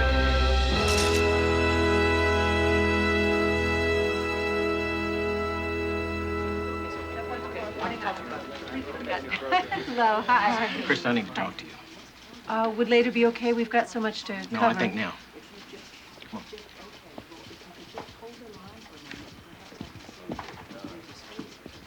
on. Krista, when we've got an appointment, you need to be here. Of course. Here I am. You're late. 20 minutes this time. Sometimes it's 40. Twice you didn't show up at all. It's not intentional, Bob. I'm kept pretty busy. So little time before we leave for the Cape. I'm well aware of that, and I'd like to help, but my schedule's as busy as yours. Now look at this. Every 15 minutes is full. When you're late, what does that do to the other people who are waiting on me? I'm listening, Bob. You've got a busy schedule. When I'm late, it wrecks it. Look, when you take out a book like that and start writing on some other subject, it says something real loud. What? You're not here to work on the lesson plans. I am. Let's get to work.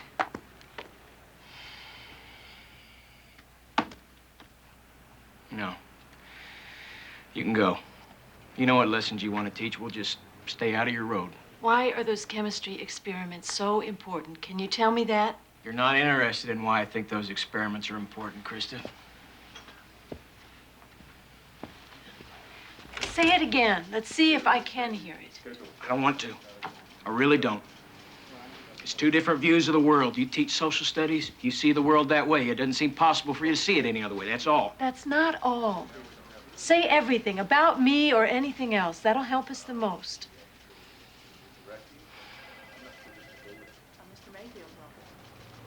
The idea of a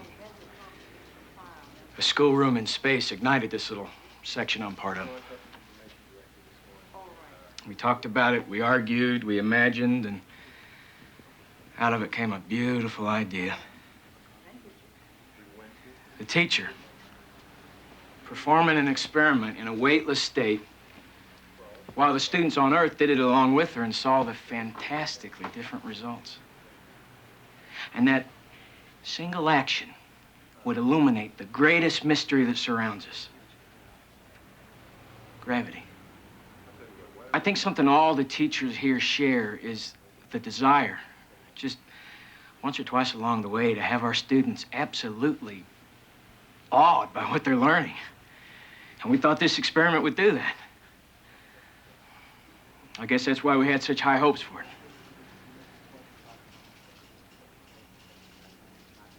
So what we'd like, Larry, what Morton Thiokol would really like is a closeout on the O-rings. Closeout? Closeout means the problem's solved. Right.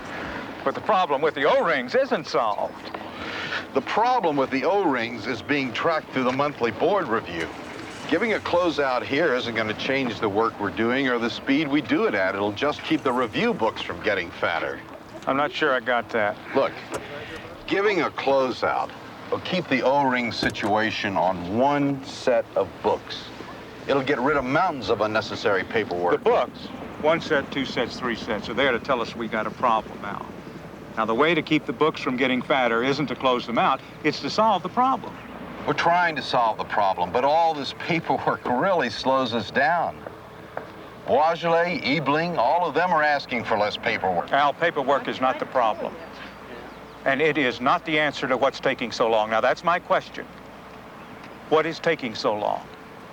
You know, I am deeply committed to the idea that finding a solution to the O-ring problem should not take longer than it took to invent the entire solid rocket booster. I can't know who's to blame, you or us. But this thing is not moving fast enough.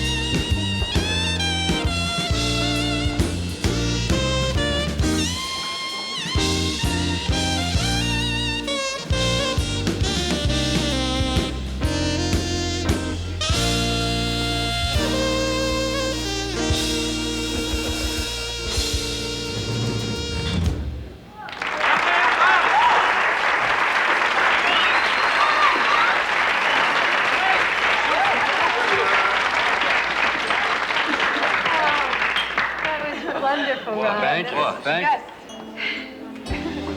Did you want to be a musician when you were a kid?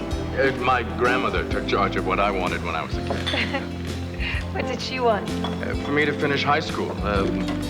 She had her hand on my back for 10 years. I mean, it took some doing. A black boy graduating from high school in Lake City, South Carolina in the 50s was not a usual thing. When I graduated from college, I rushed back home. Well, my little brother was graduating from my same high school, but that was not the reason I rushed home. My grandmother was graduating too. What does she think you should do next? Well, she says I have too many degrees, so I should decide for myself. So what are you going to do with all those degrees? Well, I think after this mission is over, I'm going to go back to South Carolina and teach. Folks, we have a personal best here tonight. Ron McNair is the most lucid guy at NASA. When it comes to describing technical things, he'll fascinate you. I've never heard him talk so long about himself. I think that's right, JR. Come on, Ron. You gotta play this. No more for me. As a matter of fact, we have a press conference tomorrow morning. Besides, it's your turn, JR. Who raised you? Oh, no, you don't. Come on, Ron, play. Come on, please. Please, just one more, and then we'll go. All right, you twisted my arm. This will be the last press opportunity, as this crew will be in quarantine between now and the time that they leave for the Cape. Ladies and gentlemen, the crew of STS-51L, Dick Scobie, Commander.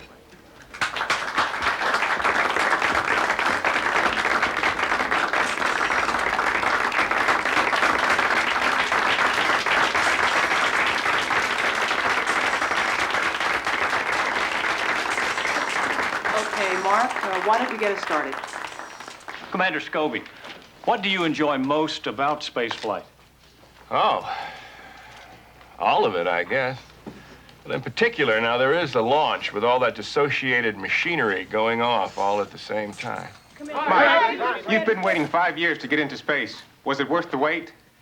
Well, we were told that it would take 5 years when we got here, so it seems about right. Are you excited? Yeah, sure, you bet. Do you have kids? Yeah, 3 kids. Are they excited? And how? They can't wait to get to Florida so they can go to Disney World. Elle, you've been on the shuttle before. Do you think taking civilians up, any civilians, teachers, politicians, is a good idea? I personally don't feel that we should consider spaceflight routine. There's still a lot of questions about the shuttle. We should make sure it's as safe as possible before we start flying too many civilians.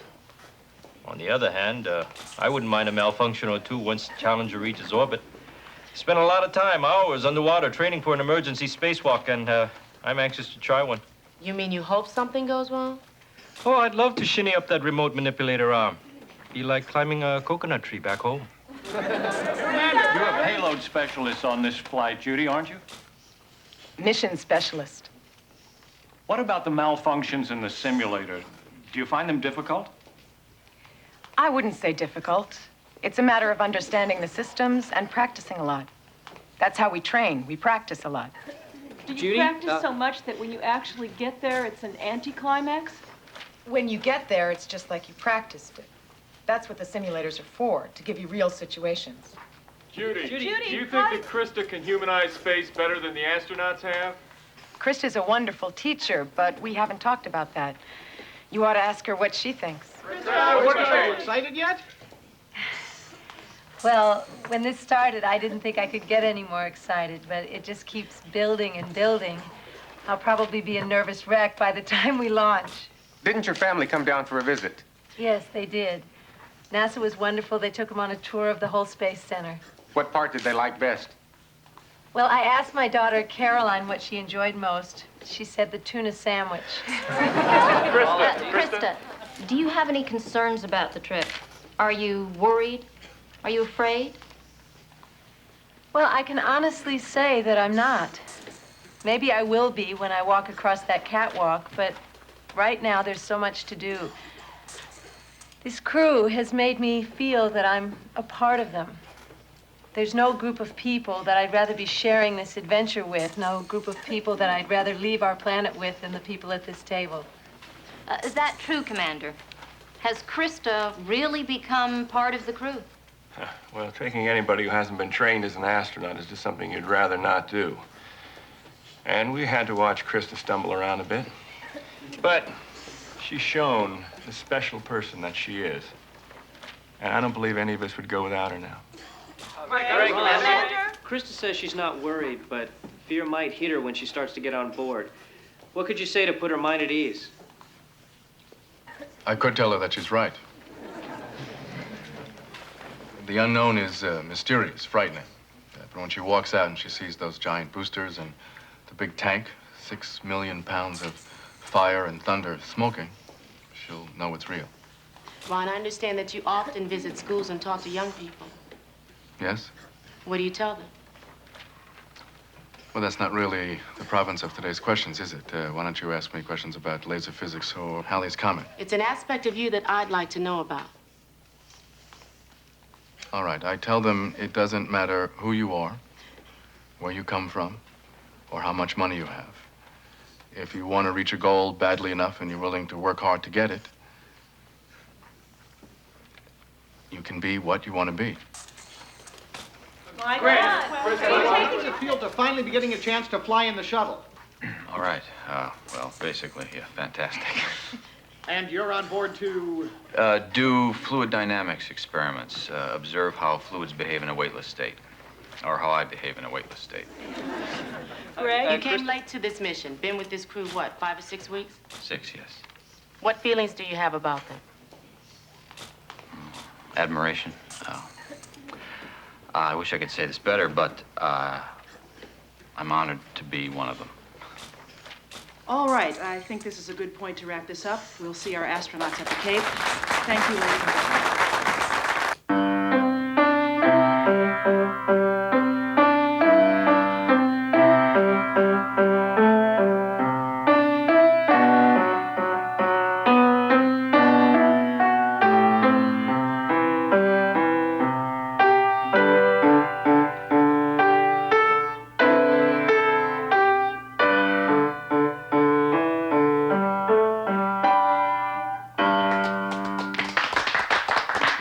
Beautiful, Darian. Beautiful. Music to live by. Oh, that was so good. All right, ready? Bye-bye, son. Bye-bye. You gonna give Daddy a kiss? Mwah. And a hug. And a hug, yeah. Oh. Don't go, Daddy. Daddy's got to go, Reggie. You stay with Mama now. I want to go with Daddy. Vroom! 3 good engines. Better get going, Ron.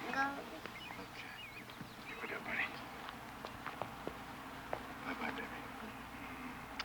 I love you. Bye-bye. See you down at the Cape, okay, honey?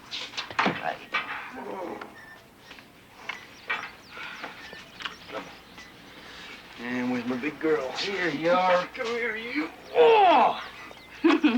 I'll see you later. Bye-bye. Bye, honey. Let's go, let's go. No, I don't want you to worry about anything. I'll run this place like boot camp. Good enough. And we'll be thinking about you.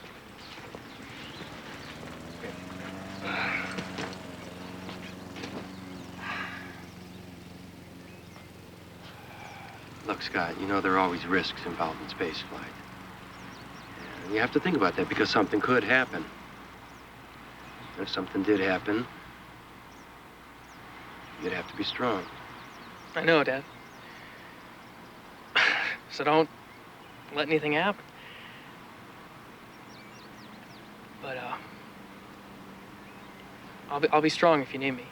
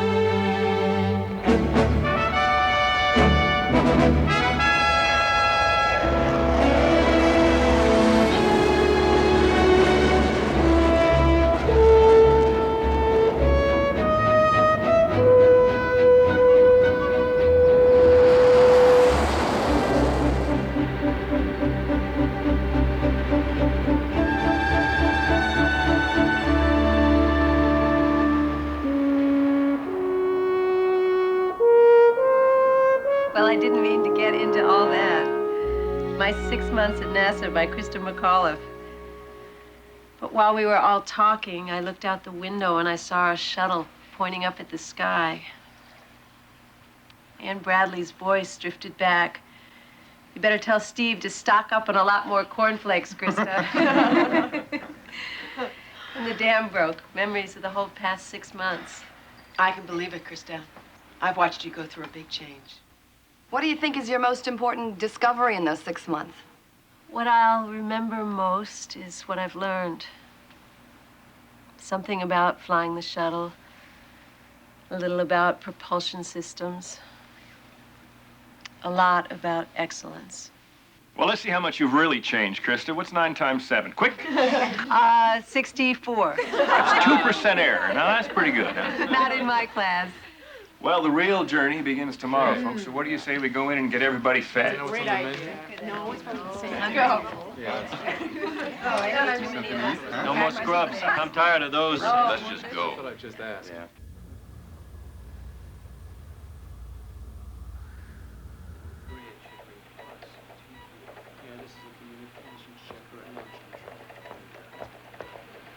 Hi, Horace. Gene? Everybody? I'm leaving you a cold legacy, Horace. We got a hard freeze coming in tonight around 2. Yeah, I heard. We had a freeze just about this time last year. We worked out that freeze protection plan. Right. We're gonna try it. How'd it work? Well, the only protection we can give the launch pad is from the inside. So we run water continuously through the pipes in all of the showers to keep it from freezing, just like you do at home. Well, let's get it ready. Lower 20s, we're gonna need everything we got. Better put the ice team on a special alert. Right. What do we hear from the contractors? Did anybody say how this freeze is going to affect the principal systems? Nothing yet. Any other element in the solid rockets this cold will affect? Oh, I think the O-rings is the main one. The O-rings are made of rubber, and rubber is affected by cold, so we know we've got some kind of problem. Yeah, how much of a problem, we can't tell. We don't have enough data. In fact, no tests have ever been run on the O-rings at temperatures that low. I want to get Marshall in on this right away. Let's get Cecil Houston to arrange a telephone conference between us and the Marshall engineers, both down at Kennedy and at Huntsville. This problem could definitely affect the launch. Ladies and gentlemen, this is a diamond stylus. This is a magnum of champagne. Beautiful. We're going to carve on the one with the other. And then what are we going to do? Put it in a time capsule? Oh, no. Everyone gets to carve their name on it. And then when we're back home at Houston, we have one hell of a party, and this bottle of champagne gets to kick it off. All right.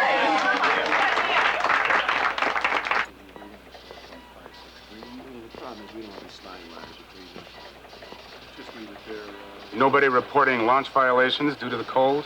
Not yet, Horace. It's kind of hard to believe. Is tomorrow definite? As definite as we can be with this weather. Well, looking at the predictions for tonight, you could have a delay. If there's another scrub, how will that affect future flights? We're planning on launching tomorrow. If there's a delay, we'll deal with it as we always do. Aren't you getting tight for the March 6th launch?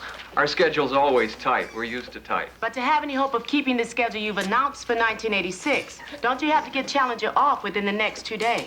No, that isn't exactly so. Well, we know the March 6th launch can't be moved, so how are you going to... I want to be perfectly clear about something. The decision to launch Challenger or any other orbiter will not be influenced by schedule pressure. We'll sit on the ground until we believe it's safe to go. The safety of the crew and the orbiter will be the sole criterion.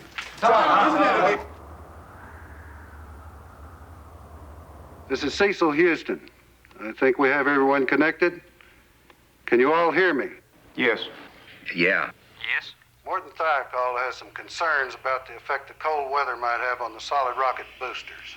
So, let's get started. Morton Thiokol, do you want to kick it off? I will. I've got a question. I keep getting this boom effect every time. Wait a minute, I'm getting a voice delay. Maybe if you talked a little slower. All right, let's try it again. Go ahead, Judson. What have you guys at Morton Thiokol come up with? Will these low temperatures affect the performance of the solid rockets? We've been working on it, Judson.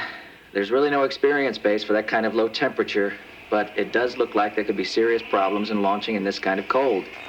Can you give us some specifics? I lost it after what he said about serious problems. I keep hearing my own voice coming back. Wait, we didn't get that, Stan. Sounds are unreal. We're not getting anywhere with this. The problem is we're on a two-wire system that can't carry this much traffic. We're going to have to go out to the Marshall office at Kennedy. Use the telecom system they've already got set up out there. You all stay right where you are. Set this up for 8:15. Okay with everybody? Yeah. Yes. Okay, I'll be here.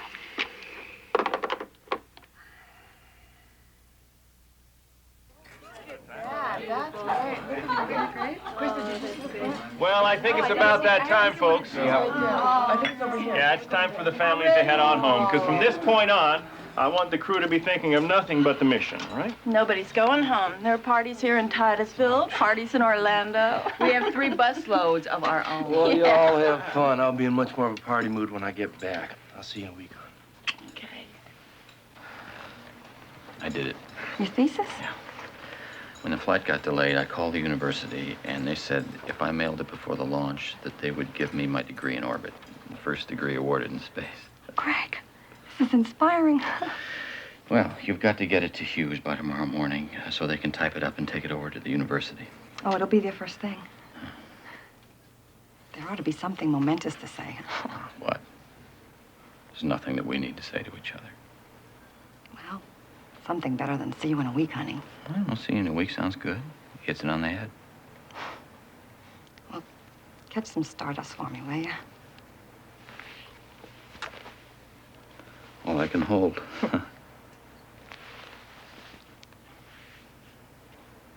See you in a week, honey.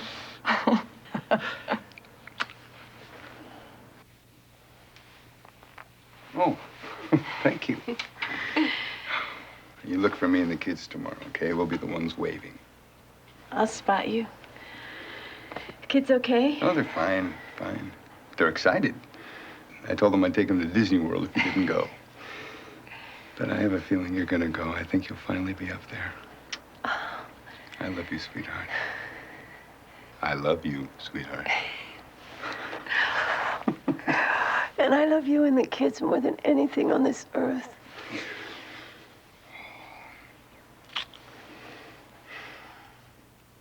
I'll go on tonight, still. Be quiet. You take care, okay? Just for the kids, okay? Okay, bye. Watch it. This is Janelle. She doesn't like her sweat.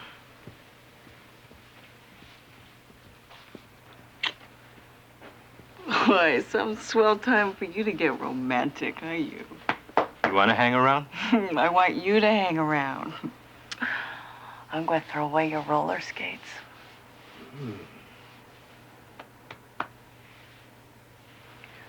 Okay, bye.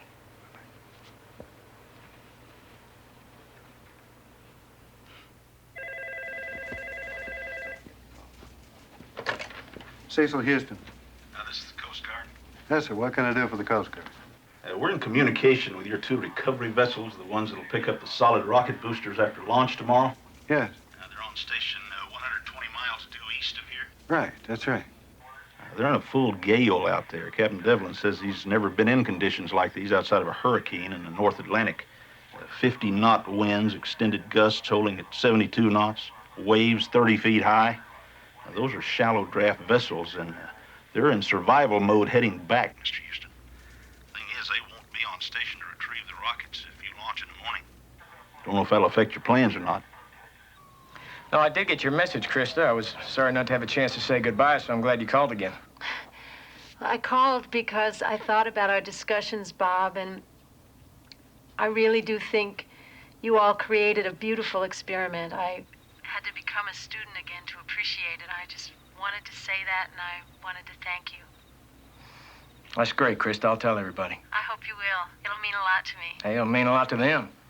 Say, did I sound like a Texan when I said y'all? There you go. Now you're talking English. Listen, have a good trip, Krista. I think we all had a chance to become students again and learn something from each other. I know I'm speaking for everybody here when I say we'll be thinking about you. I'll carry that with me. See you when I get back, Bob. All righty. Bye. Bye-bye. This is Cecil Houston. I think everybody's hooked up. I want to say first that the booster recovery vessels are fighting a hell of a gale about 100 miles out to sea. As soon as this telecon's over, I'll have to see if Arnie Aldrich wants to launch without those vessels on station. Okay, Bob Lund, why don't you start? This is Joe Kilminster. Earlier today, we were informed about the extremely low temperatures predicted for tomorrow morning's launch. The main question we're looking at is how the O-rings and the solid rocket booster would be affected. Now, we put together some charts with information from previous flights. We'll go over those and then make our recommendations. Give us a minute, will you? The charts are just coming over the facts now. Yeah, that's fine. Sorry about the delay. Arnie Thompson and Roger Boisjolet have been doing the research. They'll make the presentation. Arnie? We have no data on O-rings operating at temperatures this low. But we've put together a rationale based on the information we have. The charts are mostly not typed, so if there's a problem reading them, let us know. I'll begin by citing Flight 15, which was launched a year ago. The temperature at that launch was 53 degrees, which is the coldest reading experienced to date. We're faxing a chart now that shows the O-ring erosion on that flight. Any questions so far? Go ahead, we've got the chart coming through. The Air Force estimates 29 degrees at launch tomorrow morning. That is far below any temperature we've launched with before. So determining if this extreme cold will affect the O-rings, and if it does, how much is critical. The charts you're getting relate to that. The indication is that the cold-hardened O-rings will be slower in sealing. Therefore, there could be hot gas leakage past the primary seal, and because of that, increased danger of the backup O-ring being eroded. So our recommendation is, you should see it on the sheet coming through now, not launching until the temperature is at least 53 degrees. Whoa. Oh. Wait a minute. Am I looking at the right charts? Charts I've got don't support that conclusion. They do. I think they do. Well, I've listened to everything you've said, and I just don't see how you got that recommendation. It's not logical. Why, it's perfectly logical. Well, you began by saying what you're presenting can't be proved. And I agree, it can't. But now you're drawing serious conclusions from it, and you're making very serious recommendations. Serious recommendations are called for. Well, of course, that's why we're here. But what you're saying sounds like Morton Thiokol is establishing new launch commit criteria the night before a launch. Now, these solid rocket boosters have been operating under very definite specifications. You suddenly want to change them. You now want to base everything on this 53-degree benchmark. At that rate, it could be spring before the shuttle would fly. My God, Thiokol, when do you want me to launch? Next April? I don't think we want to change launch commit criteria. We're trying to see if it's safe to launch with the O-rings experiencing these severe temperatures. The benchmark of 53 degrees is based on my personal observation of Flight 15, where we had O-ring erosion and blow-by in both boosters. By blow-by, I mean the gases went right past the O-ring, didn't erode it, didn't even take the shine off it. That tells us lower temperature is a factor. All right, I'm looking at your chart on Flight 15. There was erosion. But the worst erosion we've ever had was on Flight 2, and the temperature outside was 70 degrees. Now, where in what you're presenting is the correlation between low temperature and erosion? Your charts even seem to support the opposite. I'm not talking about only erosion. I'm talking about blow-by is the important thing here. All right, but where is the connection to low temperature? If the worst erosion occurred at 70 degrees, where is your data to support your idea of a connection between low temperature and erosion? I don't have any other data than what I sent to you. But I saw with my own eyes there was a much larger arc of soot between the two O-rings. The soot was much blacker, and it penetrated all the way to the secondary ring, which is also scorched. When I say the grease was black, I mean it was black, just like coal. It was jet black. Yeah, what does the color mean? Do you know? What engineering data supports your idea that the color of soot means something? Maybe it does, but what? It would be very dangerous to start guessing at it. I have no other data than what I'm presenting to you. I have tried to get additional data as a member of the O-ring task force since last October, but I have not been successful. I'm looking at some of your other charts. Oh, this chart on Flight 22, are you looking at that one? Yes. On Flight 22, there was also blow-by past the primary O-ring, right? That's correct. Yeah, but the temperature that day was 75 degrees. So I'm not clear what you're saying. If low temperature has a dangerous effect on the O-rings, why do we have both blow-by and erosion at 75 degrees?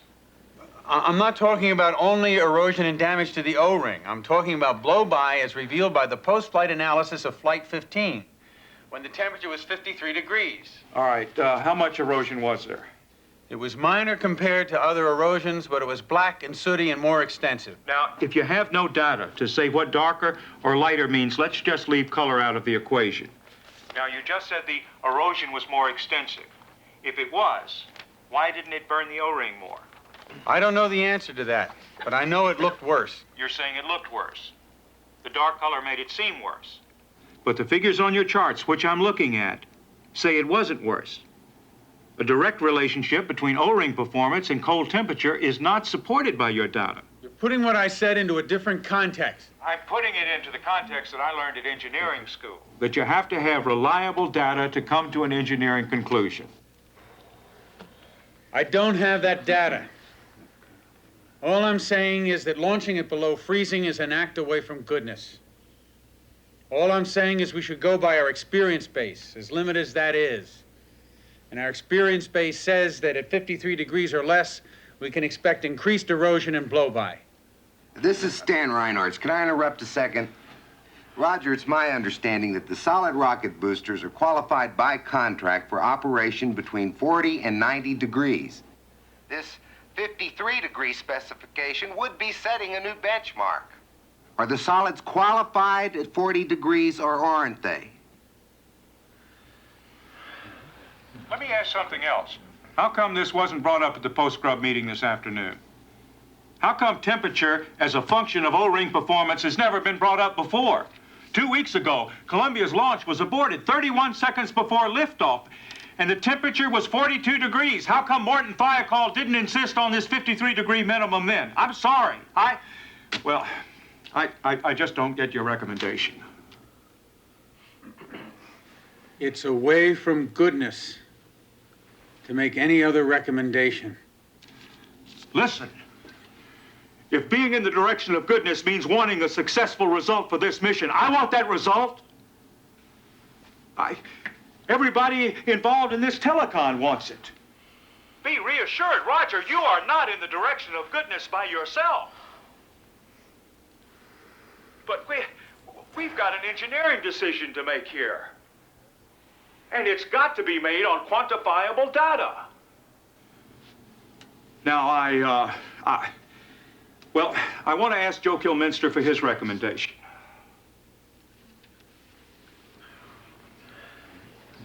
Based on this presentation by our engineers here at Morton Thiokol, I can't recommend a launch. I think we should get George Hardy's comments. Well, let me ask first, does Thiokol have any more to transmit? Any further views? Because if not, I'm appalled that they could arrive at the recommendation not to launch, given the data that's been presented, especially so late on the evening before a launch. I agree with Larry Malloy. I make the same assessment he does. But if Thiokol recommends not launching, I'm certainly not going to override it.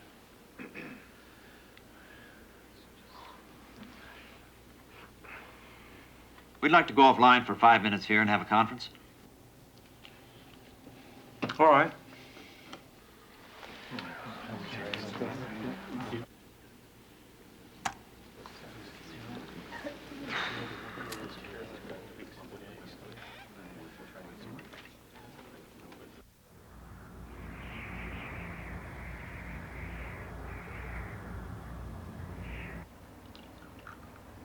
We won't get an absolute fix till early morning, but we're forecasting clear skies and acceptable winds. I don't get that forecast from today's weather. I bet we don't launch for another 3 days. Well, you could be right, Mike. You know this Florida weather gives us fits. Well, what do the abort sites look like? Dakar and Morocco are your principal options, Scope. You got high winds off the desert of Morocco, but they're dropping. Mm-hmm. Is Edwards still good as a once-around site? Yep, Edwards is fine. Okay. That it? All right, Gil, thanks very much. Anything else? One thing we can tell you for sure, it's gonna be cold, so wear your mittens. Talk to you in the morning. Right, good night, thanks. Well, nothing to do but wait and see. Yeah, 2 days ago they scrub us because they forecast bad weather, and at launch time it's fine. That's Florida weather for you. We live with it every day. What bothers me is decisions being made by guys who have never even flown a plane. Relax, Mike. If the weather's good, we'll go. If it's not, we'll watch Gunga Din again. We have a management decision as much as an engineering decision.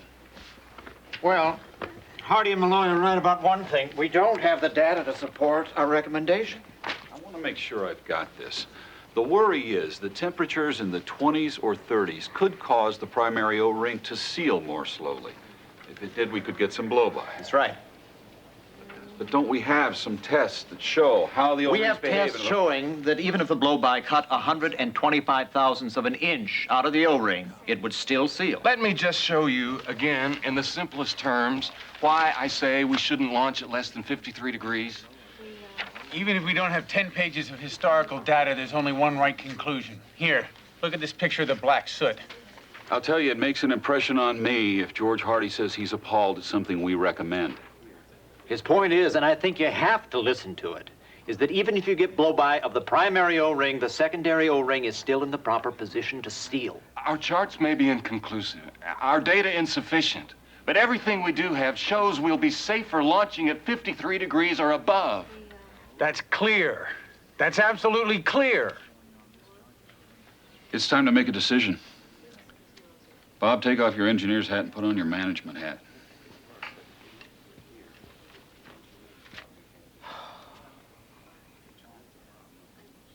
You're right about that. This is Joe Kilminster. We've assessed the data and reviewed all our charts. Even though we had some concerns about the low temperatures, we now recommend proceeding with the launch. Does anyone in the loop have a different position? I'll draft a letter and send it down tonight on the fax. Well, let's go home now. Where's Timmy coming in? Okay. All right, we'll update you later. Yeah, good night, George. Okay, I'll run by you. Good night. All right. Let's rest, Larry. Yeah.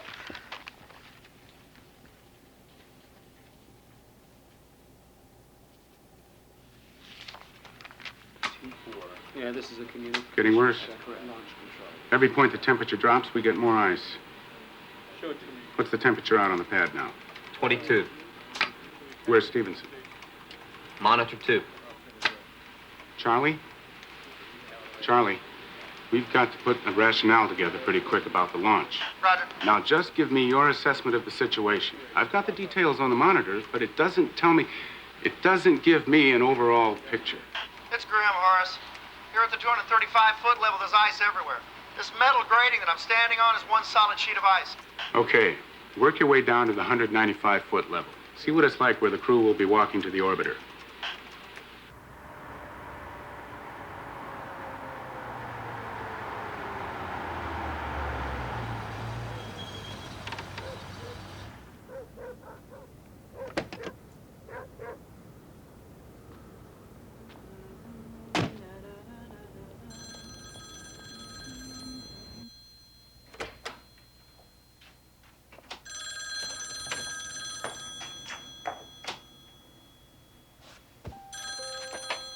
Hello?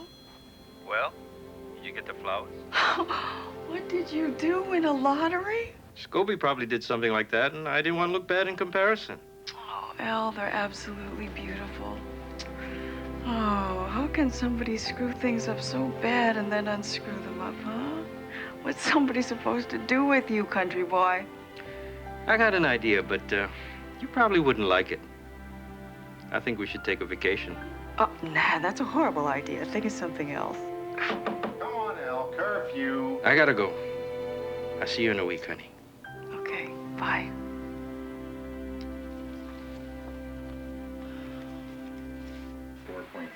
At the 195-foot level here, there's extensive sheet ice between the elevator, where the crew will emerge, and the escape baskets on the west side. Can you see it? Yeah, got it in close-up.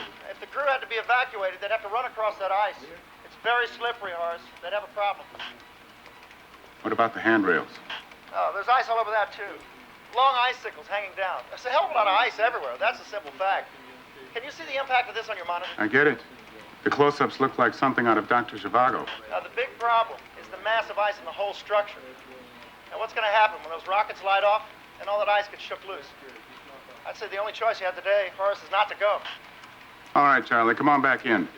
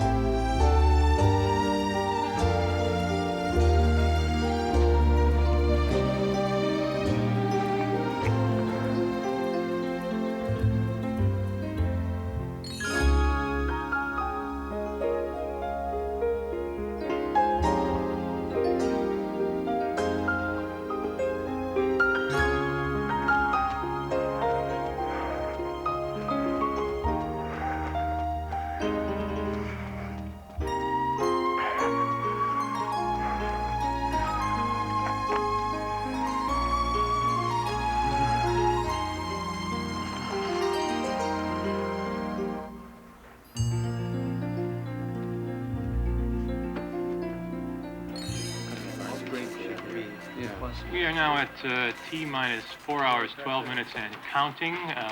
Weather prediction at the moment is clear for launch with acceptable winds aloft. Still concerned, however, about the cold temperatures and whether they'll violate the launch commit criteria. Air Force weather forecasters have completed their weather briefing for the pilot of the shuttle train. Morning, Mr. Aldrich. Small news, but good news, Ernie. The ice on the side of the gantry facing the orbiter is starting to melt. It's better. But we're still a long way from out of the woods. We just might be all right by lunchtime.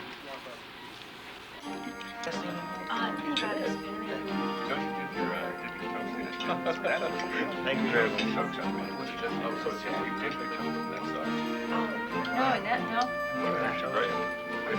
No. Brilliant.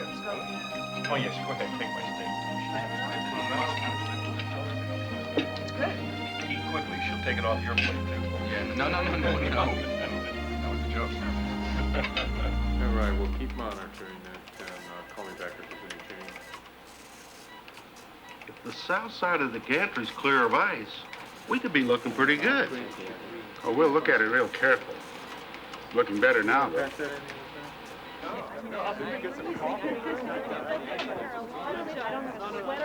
Now, you take very good care of my stuff. My football tickets are in there. Sure, in case I'm aboard, I'll fly them to you personally, Scoop. Hey, what is your primary abort site, the car? Uh-huh. Well, due to the cold, you'll probably have considerable hold time. Might not even have liftoff till close to noon. Roger, well, one thing we know how to do is hold. Right.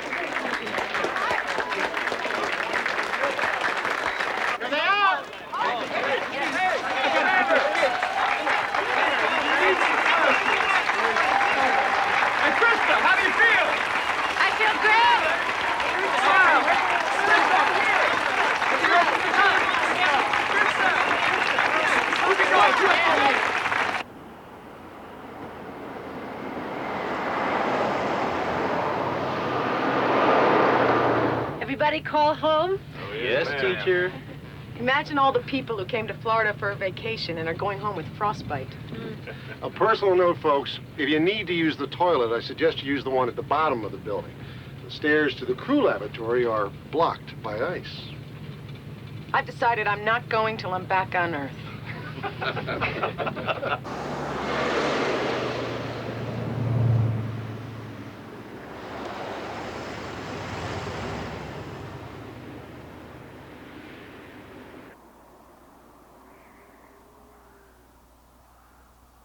T-minus 1 hour. Everything continues to look favorable for an on-time launch of the 51L mission. Careful, Mike. Good. That's it. Good. Good.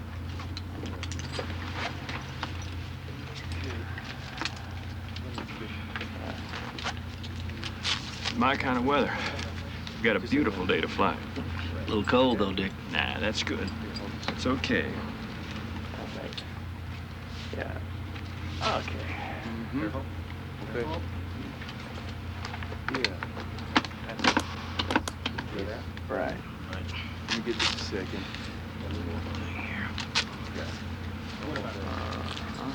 All right. You ready? Thank you. Okay. Thank you. Good. Okay. Okay. Take it easy. See you in a week.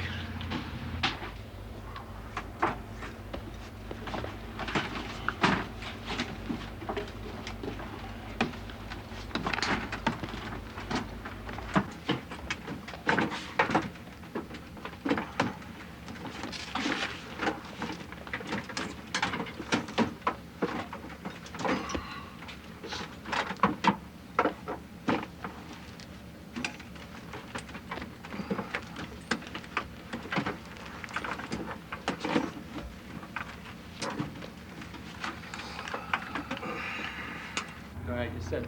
Have a good flight. Yeah. Aloha. See you up there, Al. Come back.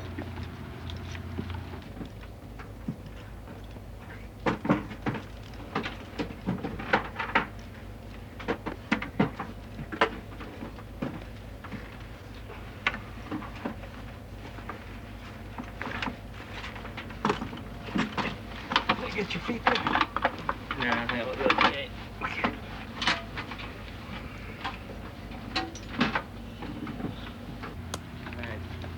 In here. You're gonna need a haircut. Here, let me help you. One more little thing.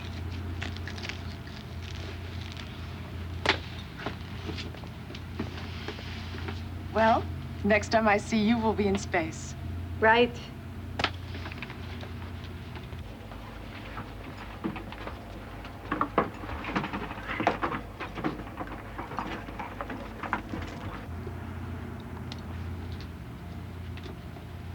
Got a present for you. It's an apple. Johnny. Oh, thank you. Save it for me. I'll eat it when I get back. It'll be waiting right here for you. All right. Greg, good morning. Great morning. Looks like we're really gonna go today. I sure hope so. T-minus 50 minutes.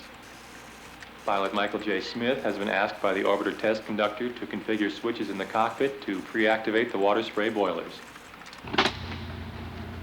Oh, that's good.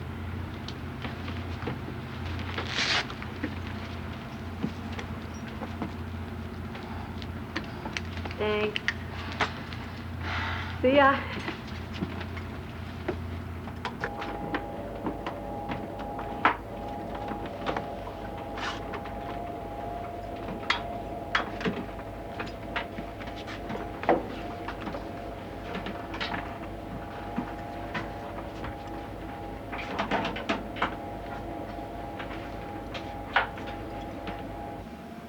Scope, the resetting we talked about, save that for the hold. It's coming up in a couple of minutes. And Mike, you can start yours now.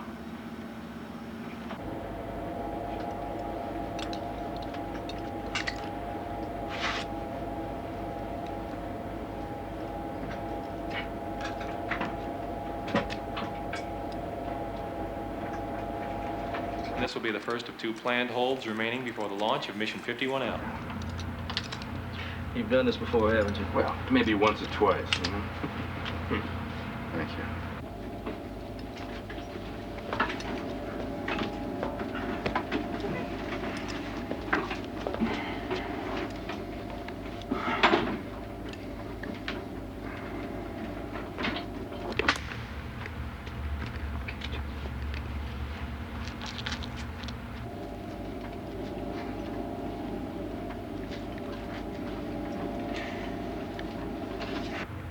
Thank you.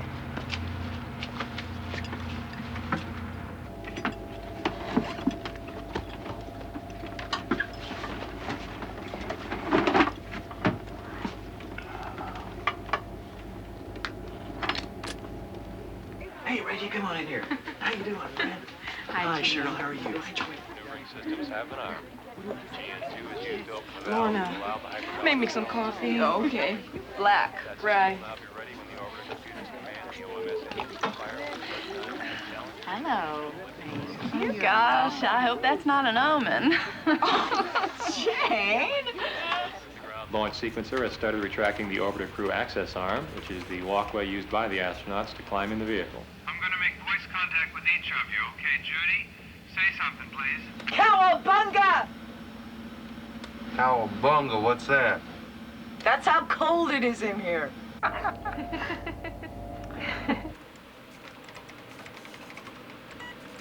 Still no dangerous ice buildup in the solid rockets that would violate launch commit criteria. On the other hand, the ice on the launch pad structures is still there. So the problem is, could that ice get involved with the orbiter when we blast off? Right. Of course, you got a warm sun now. There's considerable melting going on. That's helping things. I sure don't want to see those icicles turned into flying missiles. Let me get one more recommendation from the pad. We are at T-minus 20 minutes and counting. The purge of the orbiter's fuel cells is now underway, and the data processing engineer has confirmed the onboard computers are in the process of making the transition to the terminal countdown configuration. Pilot Mike Smith has configured the cockpit instrument panel displays for launch. All right, we're clear on the ice. Let's go. Commander, here's word from level 1. Challenger is a go. Countdown is continuing in 4 minutes. Have a wonderful trip. You're a wonderful crew. All right, that's great. Cowabunga. Double.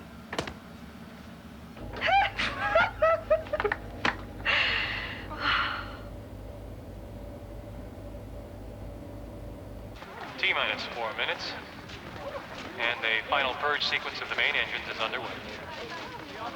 Ground launch sequencer will make a final check to make sure the vent arm is fully retracted. Orbiter ground support equipment power bus has been turned off, and the vehicle is now on internal power. T-minus 3 minutes, 15 seconds. Hey, come on, Roger. They're about to launch. No, I don't really want to. Come on. Sit down.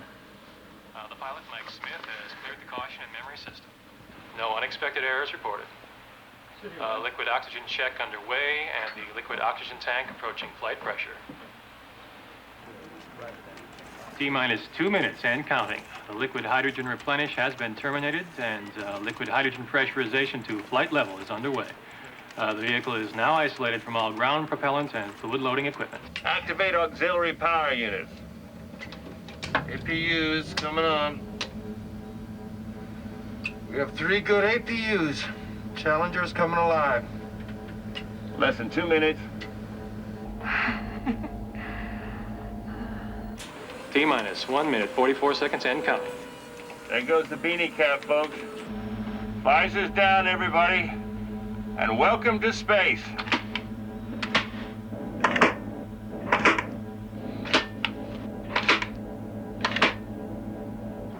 At T-minus 2 minutes, we are anticipating the launch of Challenger.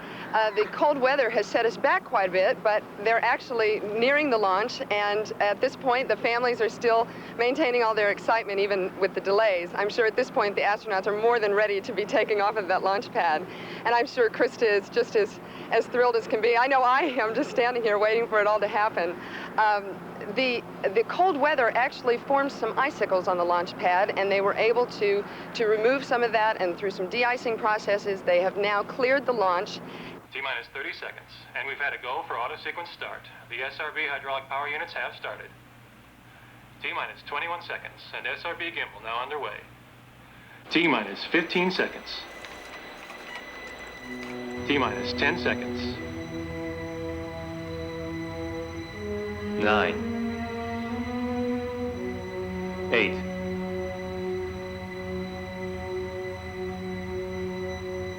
7. 6. 5. 4. 3.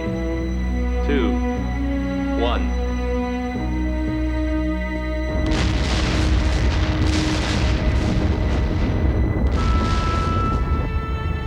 Oh, I have slipped the surly bonds of earth.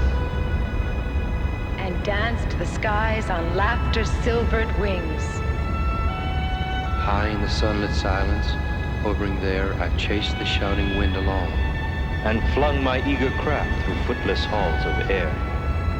Up the long, delirious, burning blue. I've topped the wind-swept heights with easy grace, where never lark or even eagle flew.